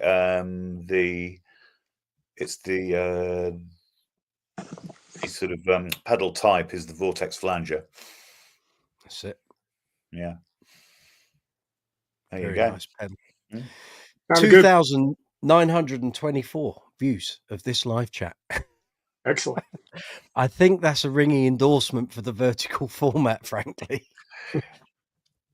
I think it might be here to stay. Well, we'll try. We'll do it for the month of July. We'll see how it pans out, and then I'll look at it at the end of the month. I'm nothing if not analytical. We'll see if it averages out over the month that this kind of works and we get more. And yeah, but actually, I mean, this was an experiment to see how StreamYard cope with all the when we're all nattering away. It seems to do it quite well. Even better. Yeah, it does work. How it'll look when there's 6 or 8 of us, I don't know, but I thought it would be not work. Well, I haven't had any feedback from people that are watching on their TV, so they're the ones who will complain the most. But I did a search on Google before we came live tonight, and it was saying that doing vertical live streams seems to be the preferred way for people on their phones because it will fill the screen. But it's those on desktop and TV that suffer. But then when they're having a good time of it, the mobile people literally get the old letterbox. So Yeah. it might be a thing that we do one of each alternately. I don't know. We'll see. That's You've fine. got an 8-string Ibanez there. You can talk to Ollie because he was talking about the 4-string. Well, we had the 4-string, and I told him, I said, I have an 8-string sitting here. And, you know, how do you slap an 8-string? Just like everything else. Clatter, clatter, clatter. But instead you're going, you're playing chords.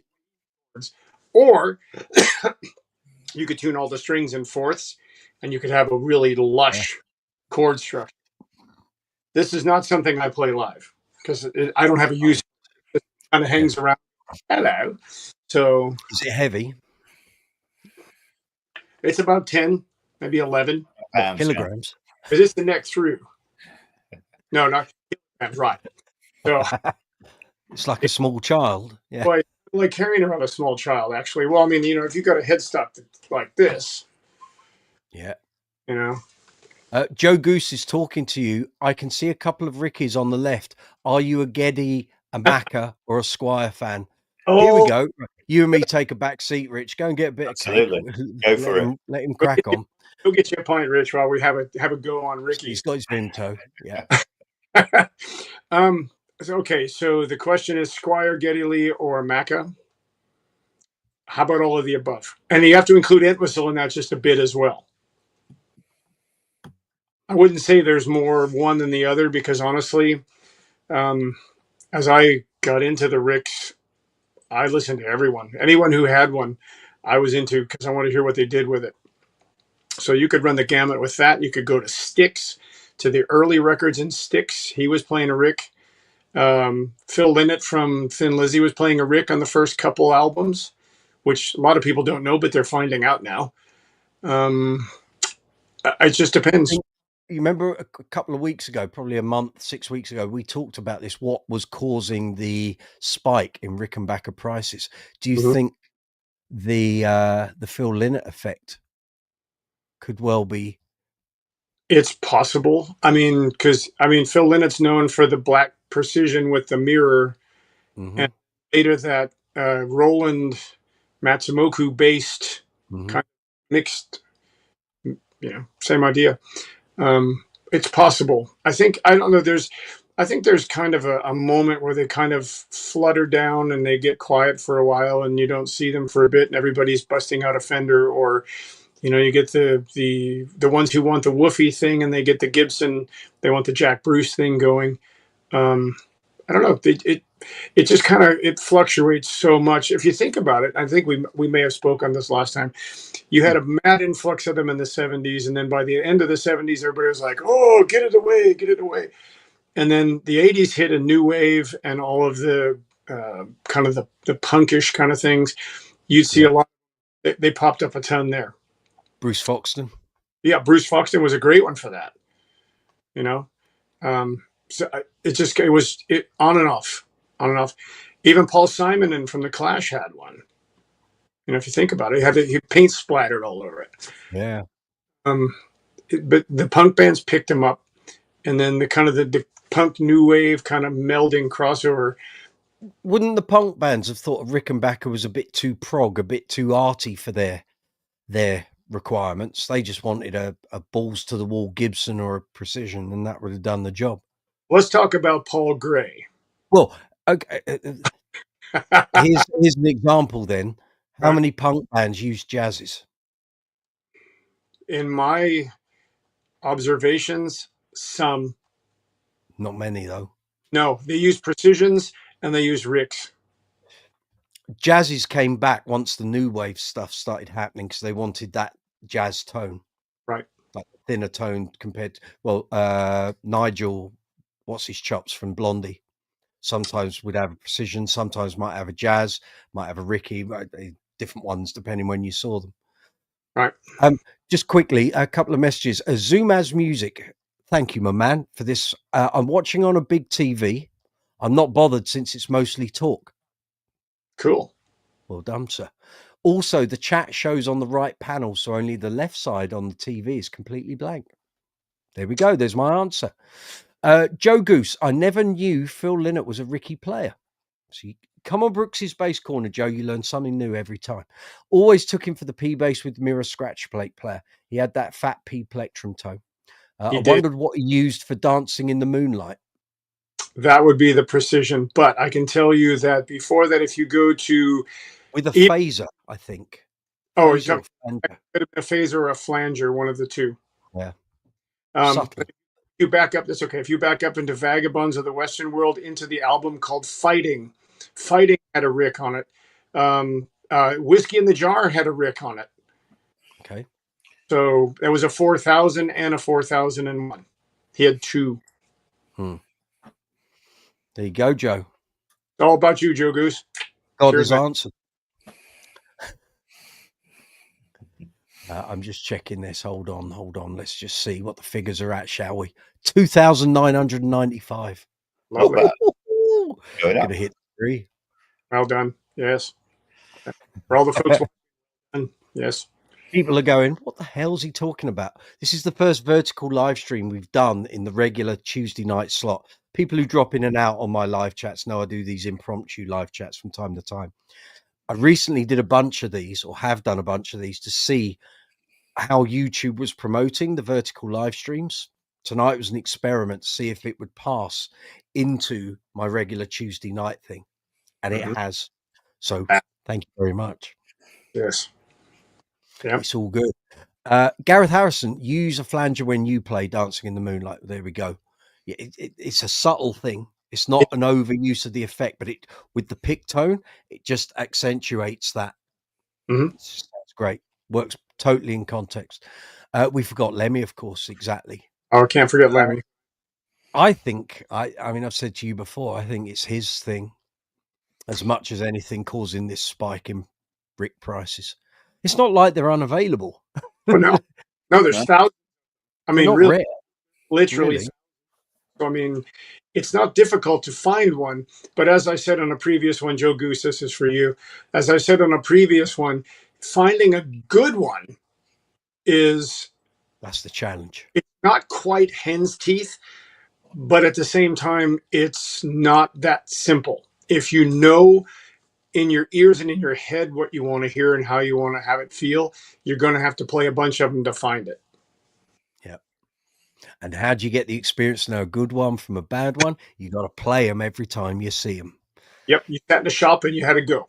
Which is no different than what we used to do 30 years ago. And every time you were after a Status or an Alembic or a Spectre or a Warwick or a Wall or anything, you would, every time you went into a different shop and you'd see another one, you'd try it. Because in your brain, it would be like, right, when I played one of these before, I didn't like the neck. Now I'm playing it and the neck's a lot slimmer. That's how you learned that basses from a brand might change over time. They might have a period where they had a thick, chunky neck. We're talking Warwicks here. Then they go back to a thinner one. Then they go to the baseball neck. Then they go back to a thinner one. So you know that there are certain years where the production was that. Status had a clubby neck at one point and then went for a slimmer thing. But you learn all this stuff. It's experience. Too much now. We're all sat at home buying online. We aren't getting out when it comes to buying basses, actually getting the things in our hand and knowing what the differences are. And then when you order something, it's like, this isn't what it's meant to be. I read a review and it was but this isn't that. Well, no, because that bass may have been built in a different period. Different thing. And the review base could have been done up a little differently because they knew it was a review base. And I can say that happens. I can say that happened. If I told you how many basses came to me, weren't set up, didn't have new strings, intonation was all over the shop, pickups weren't balanced, and then when you give it a bad review, the manufacturer goes, whoa, whoa, whoa, whoa, whoa. It's like, did you do all this before you sent it? Well, no, we didn't think we had to. You were putting a review out to national, international press up for review, and you didn't think we'd pick up on it. Do me a favor. Well, why didn't? And then the comeback was always, well, why didn't you put a set of strings on? Why should I have to pay to put a set of my own strings on your bass that's being reviewed? Unless you're letting me the review that and keeping it after the fact, total different discussion. Well, how about send a note in the case to say, just to warn you, this bass has not been set up. In which case I would have said, I'll ship it back to you. You do the setup and then ship it back to me. Or I'll do the setup and I'll mention that I had to do the setup in the review. Anyway, Joe, I always wanted a nice new blue one. We're talking about Rickenbackers there. Yes. Gareth Harrison, also more recently, Danny Sapko's vids. We mentioned that, didn't we? Causing the spike. Because he's featuring them all the time. Joe Goose, you played an amazing black one in Paris years ago. I think it was a 70s one. Really great player. Bet you wish you bought it now. We said this. You find a great bass, something that you're after. You find one, bloody buy it. Because if you then decide you don't want to keep it, chances are you're going to sell it and make your money back. You only have to do 3 words. There's 3 words that come to mind if you find a bass that you like and you think about it. 3 words. I'll have that. Yes, exactly. Or 2, lovely jubbly. Michael Anthony, don't forget Scott Pilgrim was a Rick player. Okay. Joe, there was an acid jazz band called Corduroy. I saw Corduroy many times. Bassists in that band played some great funk bass lines on a Ricky. Yeah, Corduroy were around when I was at uni and I was going to see Galliano, Freak Power, Mother Earth, Jamiroquai just kind of starting up. James Taylor Quartet, all of that. Sounds like an episode of the Fast Show Jazz Club, but it's not. These were real bands, and there was a really good acid jazz. Exactly, splendid. There was a really good scene around London and South East. You could go and see all of these bands literally every week. It was great. Stacey, you'd think manufacturers would want to control the parameters. You would, but they never do. Rick James too. Yeah. Except ironically with Rick James, that white one on the album cover, there's very little documented use of it. It just was more because he thought it looked cool. Mm-hmm. Had a white Gibson Explorer bass that played most of the bits. Yeah. Just saying. Now, if you want to get crazy and nutty, you can look back in the Parliament records and you can go back a nice black Ricky in there. Yeah. Just very quickly, just going into the community thing, which we have here, where the top posters get a badge of honor. We're sitting atop the whole list, and there's a lot of you in there. Stacey Ann, number one. I think your super chat has put you at 225 points. We got West Fort number 2 on 200, and we got Gareth Harrison third on 200. So you and West Fort are the same at the moment. Keep the messages flying in, gents and ladies. And I did see Steffi from Germany earlier, and you posted up when Lee Sklar was on, so I didn't get a chance to say hello, but hello if you're watching. Yeah, all good. It's 10 past 11. We can carry on for about another 20 minutes or so if everyone's happy to do so. I can say we've broached the 3,000 barrier. We're surging towards 4,000. 4,000 views. It's currently on 3,157. Perfect. Which is all right. I'll take that. I'll take that. Yes. Fantastic. Right. And you suddenly think all the live chats we've done, and I could have done the vertical thing 18 months ago, but it never seemed right. I always thought it sat better as a widescreen thing, but hey, that's the way it's going. Albriano, good to see you. Welcome back. You were on here before. Your bucket list bass is coming on Thursday. Right, he's getting an Elrick Gold Series Evolution 5-string. Any of you guys played one before? I've played plenty of Elricks. If so, what do you think? Rob Elrick builds it from start to finish. Rob Elrick is a lovely guy. Met him many a time at the London Bass Guitar Show. And if he's building your bass, I think you're going to have a fabulous time with it. Enjoy.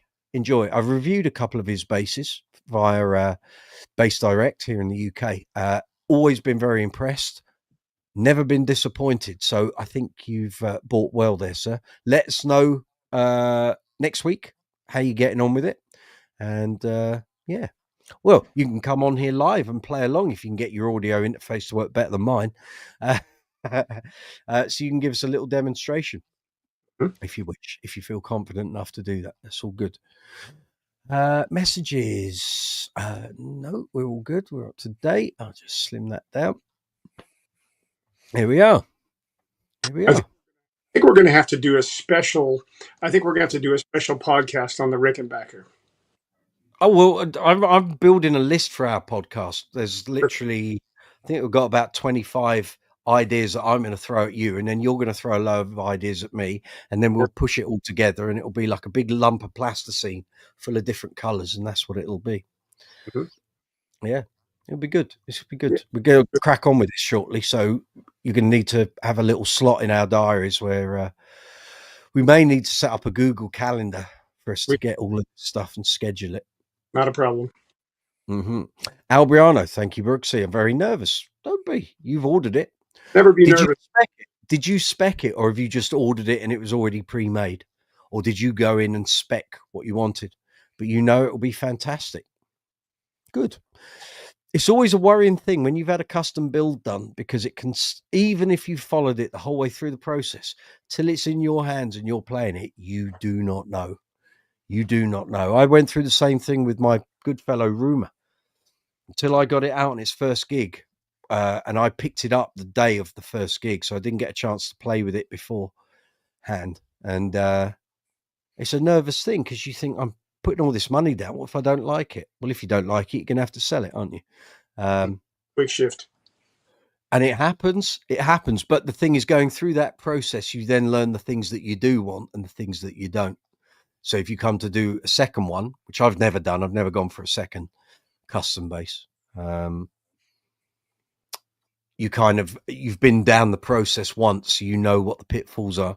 If you can follow your build, and if it's with a luthier or a builder that's in the country you're in, it's a lot easier to go and visit them at important steps in the development of that instrument. If they're abroad, you can literally only go on video chat and email and photos, but it's tricky, you know. I get it. I get the concern. I do. Yeah. I've been there. Me too. Have That's you? how, Yeah, go on. I mean, these two guys over here. I mean, of course, the one with the stripes on it, I never had here. It had never been in this country until I purchased it and had it sent over to Brum. And first time I opened the case was the first time it was on this soil. The other one, the fretless, you know, we talked about the neck that's back there and all that. And Ollie had a heart attack last time we talked about that. But I mean, it was here, it was destroyed, and the bits and bobs went back to the mothership, and then it came because it was unplayable, obviously. So the first time I actually got to play it was in its current state. Same idea. It's I might as well have built it from scratch. Mm. But happy with it now? No complaints, none. There you go. Yep. There you go. And listening to in a wee bit. Gareth, what are our thoughts on the Peavey Cirrus basses, as there's one for sale locally? Well, you first need to work out whether it's one of the cheaper range or one of the more expensive range. Yeah. They were removed from the Peavey catalogue, well, good 5-6 years ago. I've read a thing on Peavey's website. They're bringing them back. So they had a couple of notable players, namely Mike Porcaro of Toto, John Taylor, Duran Duran. And but again, you need to find out what is the model, and don't be fooled by the Tiger finish expensive one. And there is one in the cheaper range that looks exactly similar, but it's not the same bass. There is a way of telling. I think it's something to do with the serial number. There's something in the serial number that tells you whether it's an American full price or it's a Far East cheaper one. But they're good basses. As John Taylor said, he always picked up his Peaveys. It was like driving. It was the safe, reliable BMW in his bass collection because he knew exactly what it was going to do. No frills. Not to say it's workmanlike. They're great. Peavey bass has always been good. But it was less frilly, if you like, than other things he was using at the time, like his Say. What else was he bringing out? He just started with Dingwalls around that time. I think he got his first Dingwall in 2017. So around about 2015, when I interviewed him, and I've read his interviews with other publications from the time, that was his thing. You know, his Peavey Cirrus basses were like a good, non-flashy BMW. They got the job done. But I remember thinking, well, your playing ain't that flash anymore, so you know you probably don't need anything more than that. And then he goes off to starts using Dingwalls. But there we go. Lads, anything you want to add to that? I can tell you. Oh, go ahead, Rich. Go on. Not really. No, I'm actually not a Peavey player, really. Anyone played a Peavey T40? Yes. Anyone fallen through their floor? Yes. The boat anchor. Yes. Well, They were I do love £300 or £400 back in about 2010, and now they're huge money. And they that tone selector. The money and the weight go together. Well, you know, there was Peavey actually had their shop in Meridian, Mississippi, and when they shut it down, they sold off all of the exotic woods, and they had a huge storehouse of exotic woods. And there's all kinds of planks of wood floating about from that came there that are still curing. Lots of lovely bits, but they're all, they sold it all. Michael Anthony, you're off. Thanks, Mike, for coming on. Good to see you. Thanks for all the messages on the shorts as well. See you next week. I may see you on Phil's channel tomorrow. See how we get on. Take it easy. Thank you for getting involved. Albriano, this Elrick was pre-made. Okay. Rob reached out. That made it extra special. We discussed my playing style. He's really cool. I look forward to hearing your comments and review of it next week. Let us know. We need to know these things. There may be other people out there looking for a similar bass, so let us know your feedback on that. Could be. Would be fabulous. Any new purchases aside from the trade, Mr. Fitton Perkins, or Not really, no. nothing catching your eye? Not at the moment. No. To be honest, in the sort of room here, I'm actually out of room anyway. So, yeah. What are you talking about? There's always room for more. Don't tempt me. Call yourself a bass player. Just There one is more. actually one coming in. Mm. There is one coming in, which is a little project I've bought off of Bass Chat, which is a chap's first attempt at nitro. Ah, what, a precision or a jazz? It's a jazz, Yeah, made out of sort of nice bits. The pickups aren't brilliant; they're Wilkinsons. okay, yeah. But it's a nice thing in Daphne Blue. I think I might have seen that. Like was up. 250 quid. That's all right. Yeah, so, you know. There's your pub. Try There's it. your pub. There's your pub bass if it's all right. Yeah, that's right. Yeah. Yep. Yeah, Good. Don't knock a cheap bass. absolutely. Yeah. I remember not long after Joel became editor, we did I did a review day at the old Blaze offices in Leamington Spa, and we had loads of gear. They got it all stockpiled up for me, and there was a load of stuff from Vintage. Remember All right, JHS? yeah. And loads of the basses weren't that great. I was like, I've seen them do this a million times over. They had a Stingray copy that was kind of like a mustard yellow. Right. And I had my Stingray with me in a bag, so I was going to a gig afterwards.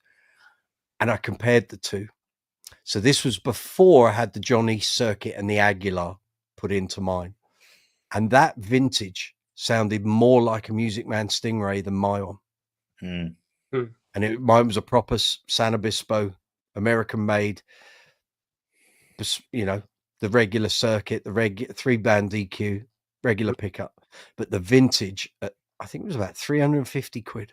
Sounded more like a Stingray to my ears than my bass did. And I was like, Yeah. how does that happen? And I remember giving it a blazing review. And but these things can happen, you know. One of the cheapest basses I did was PMT in Birmingham when we did our first bass day. And I think there was it wasn't an encore. Hang on, let me have a look. It was basically a standard precision, nothing special, cheap, but it sounded amazing. Let me just see what it was. Where are we? No, wrong folder, Mike. That's the YouTube folder. We want Bass Guitar Magazine, bass reviews. It was, I don't think it was an encore, but I could be wrong. It wasn't East Coast either. Oh, I'll tell you what, let me go by date because then I'll find it. 2016. Hang on. Let's go for the modified. Here we go. This will find it. Right, 2016. Attracting more mayonnaise. No.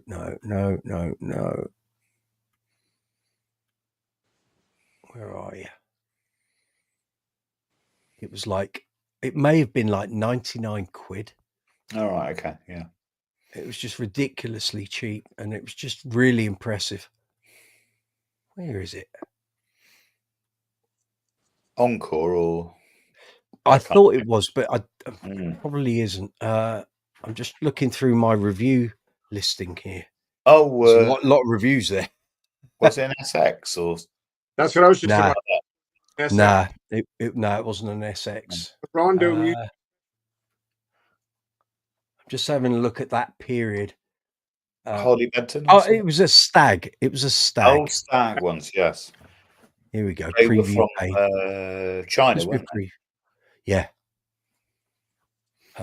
Oh, I see. Right. Okay. Now I can do that. I can go into the published reviews and see the graphics. Right. Hold on. Where are you?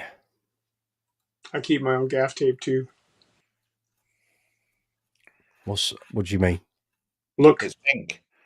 I can't see. I'm scrolling through All right. File manager. No. Stag. Here we go. Yes, that was it. Stag P300 SB. 3-tone sunburst, white scratch plate, and it was really cheap. I need to enlarge that so I can see the price. Oh, come on. It was 129 quid, made in Hong Kong. Brilliant. And it was just, what would I say? Inexpensive, familiar looks with a surprisingly punchy pickup. The strings could have been better, but they are what they are. Great as a starter bass or to have around the house to noodle on, surprisingly playable. It was just a P bass. It was like nothing glamorous, nothing great, but it just played really well. 129 quid. Mhm. So they can be found. They're out there. Yeah. You remember that go on. Spear? You remember that one called Spear? No. It came in an avocado with a torch plate, and it had No. J and something else all in the same line. It was like Okay. $300. Okay. What, $300? Yeah. Okay. Gareth's asking, he knows someone that owns a vintage Tony Butler P bass, and that sounds great. I've heard good things about them. Mhm. They've been around about 10 years. Didn't Vintage do a Jacko? They've done British everything. Jazz. Yeah, they did. I think that may have been in that lot that I reviewed. I can't remember. But, we did have one through at some point, and they were good. Some of their vintage stuff, they were like Squires. Yeah. You could have 10. There's probably 2 that play great, 6 that play 8. okay, and 2 that are just shockingly bad. So you had to find 10 examples or more to find the good ones. But yeah, and my friend, Mr. Paul Guerin, formerly of the Choir Boys, and the Down and Outs with Joe Elliott and other such combos, I think he has a deal with Vintage because he's always getting new guitars from them, and he swears by them. I think he sort of improves the pickups and stuff and maybe changes some of the hardware, but he has a whale of a time with them. So each to their own, if that's your thing. Yeah, it's fun. Give me a status every day, frankly. Yes. But yeah. Yeah. Gaffer tape is a must-have for the gig bag. How did we get onto that? I missed that. That's a joke. Because Obviously, between you and Jamie was actually holding up his wonderful pink reel of gaffer tape. I've got a luminous green-yellow roll up in the loft, which is mighty fine, I have to say. I see your pink and offer you a luminous yellow. Well, we are on 3,261 views. Lovely. How about that? It's not bad, is it? Yeah. We're going to be winding this up shortly, lads, because it's coming up to 11:30. Yeah. Richard's got to go to bed for his beauty sleep.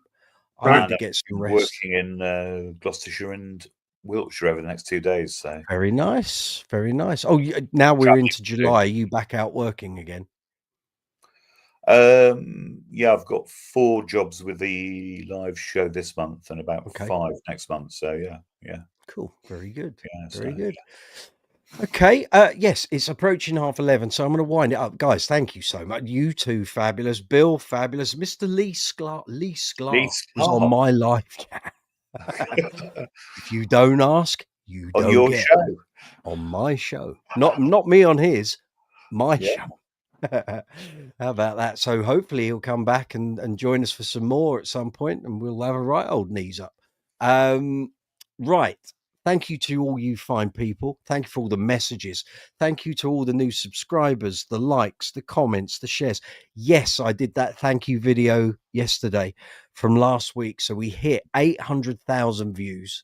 Can't believe it. We did 100,000 in 7 weeks. It took 4.5 years to do 700,000. We did 100,000 in 7 weeks.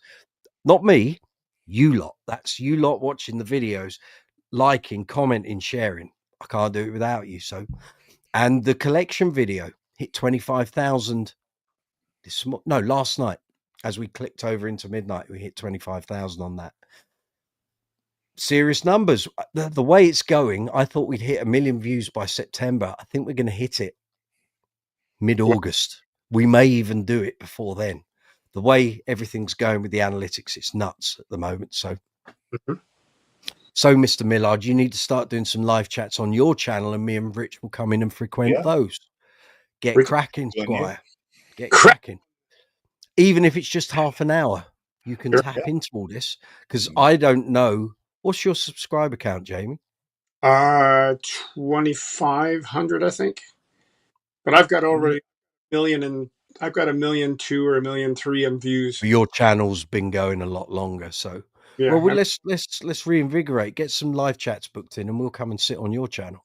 We can make that work. Yep. And you can do all the button pressing. I can pull out an Alembic from somewhere. Right. That's it. Absolutely. Why not? I can. I've got 3 of them. Right. Now, we're going to do that. I'll pop out with a wall. That's it. Exactly that. Exactly that. Right. Actually, boys and girls, thank you very much. Go on. Sorry. Go on. No, go for it. Interrupt. Can we, at some point in the next few weeks, talk about short scales? Yes. Sure can. Might get Viv Wilcock on the chat as well. That would make sense. We'll plan that. Yeah. Let me, in fact, let me make a note of that. I'll send him a message. I'm sure he'll come in and do that. He's a lovely boy. Excellent. Viv Wilcock live chat. Mm-hmm. I might even be able to get Jimmy Sims on as well, who uses Wilcock, plays with George Ezra for live chat. We've had Lee Sklar on. I don't see why we can't have other people. Absolutely. I ask, and we see who replies. There we go. Right, boys and girls, thank you so much for tonight. That's the idea. Fine. Have a great week. If you've got any gigs, enjoy yourselves. Get there safely, get home safely. There are idiots on the road driving. Every day. Don't get caught up with their nonsense. Thank you for the likes, the subscribes, the shares, all the comments. Thank you for watching the channel. Thank you for getting involved in the live chat. If you're watching after the event, please carry on the conversation. Leave comments. I can reply. These fine guys can reply. You can all reply. Just look into a video. You'll see all the comments. You can carry on conversing. These teeth still ain't in, you know. Tell you, something wrong with the front tooth. Giving me a load of jit. Anyway, on that note, thank you very much for a fabulous live chat tonight. We'll see you next Tuesday, 8 o'clock. There will be more videos going up. There's shorts going up 3 a day at the moment. So look after yourselves. See you next Tuesday. Take it easy, lads. Have a great weekend. Cheers, Catch you later. Cheers then.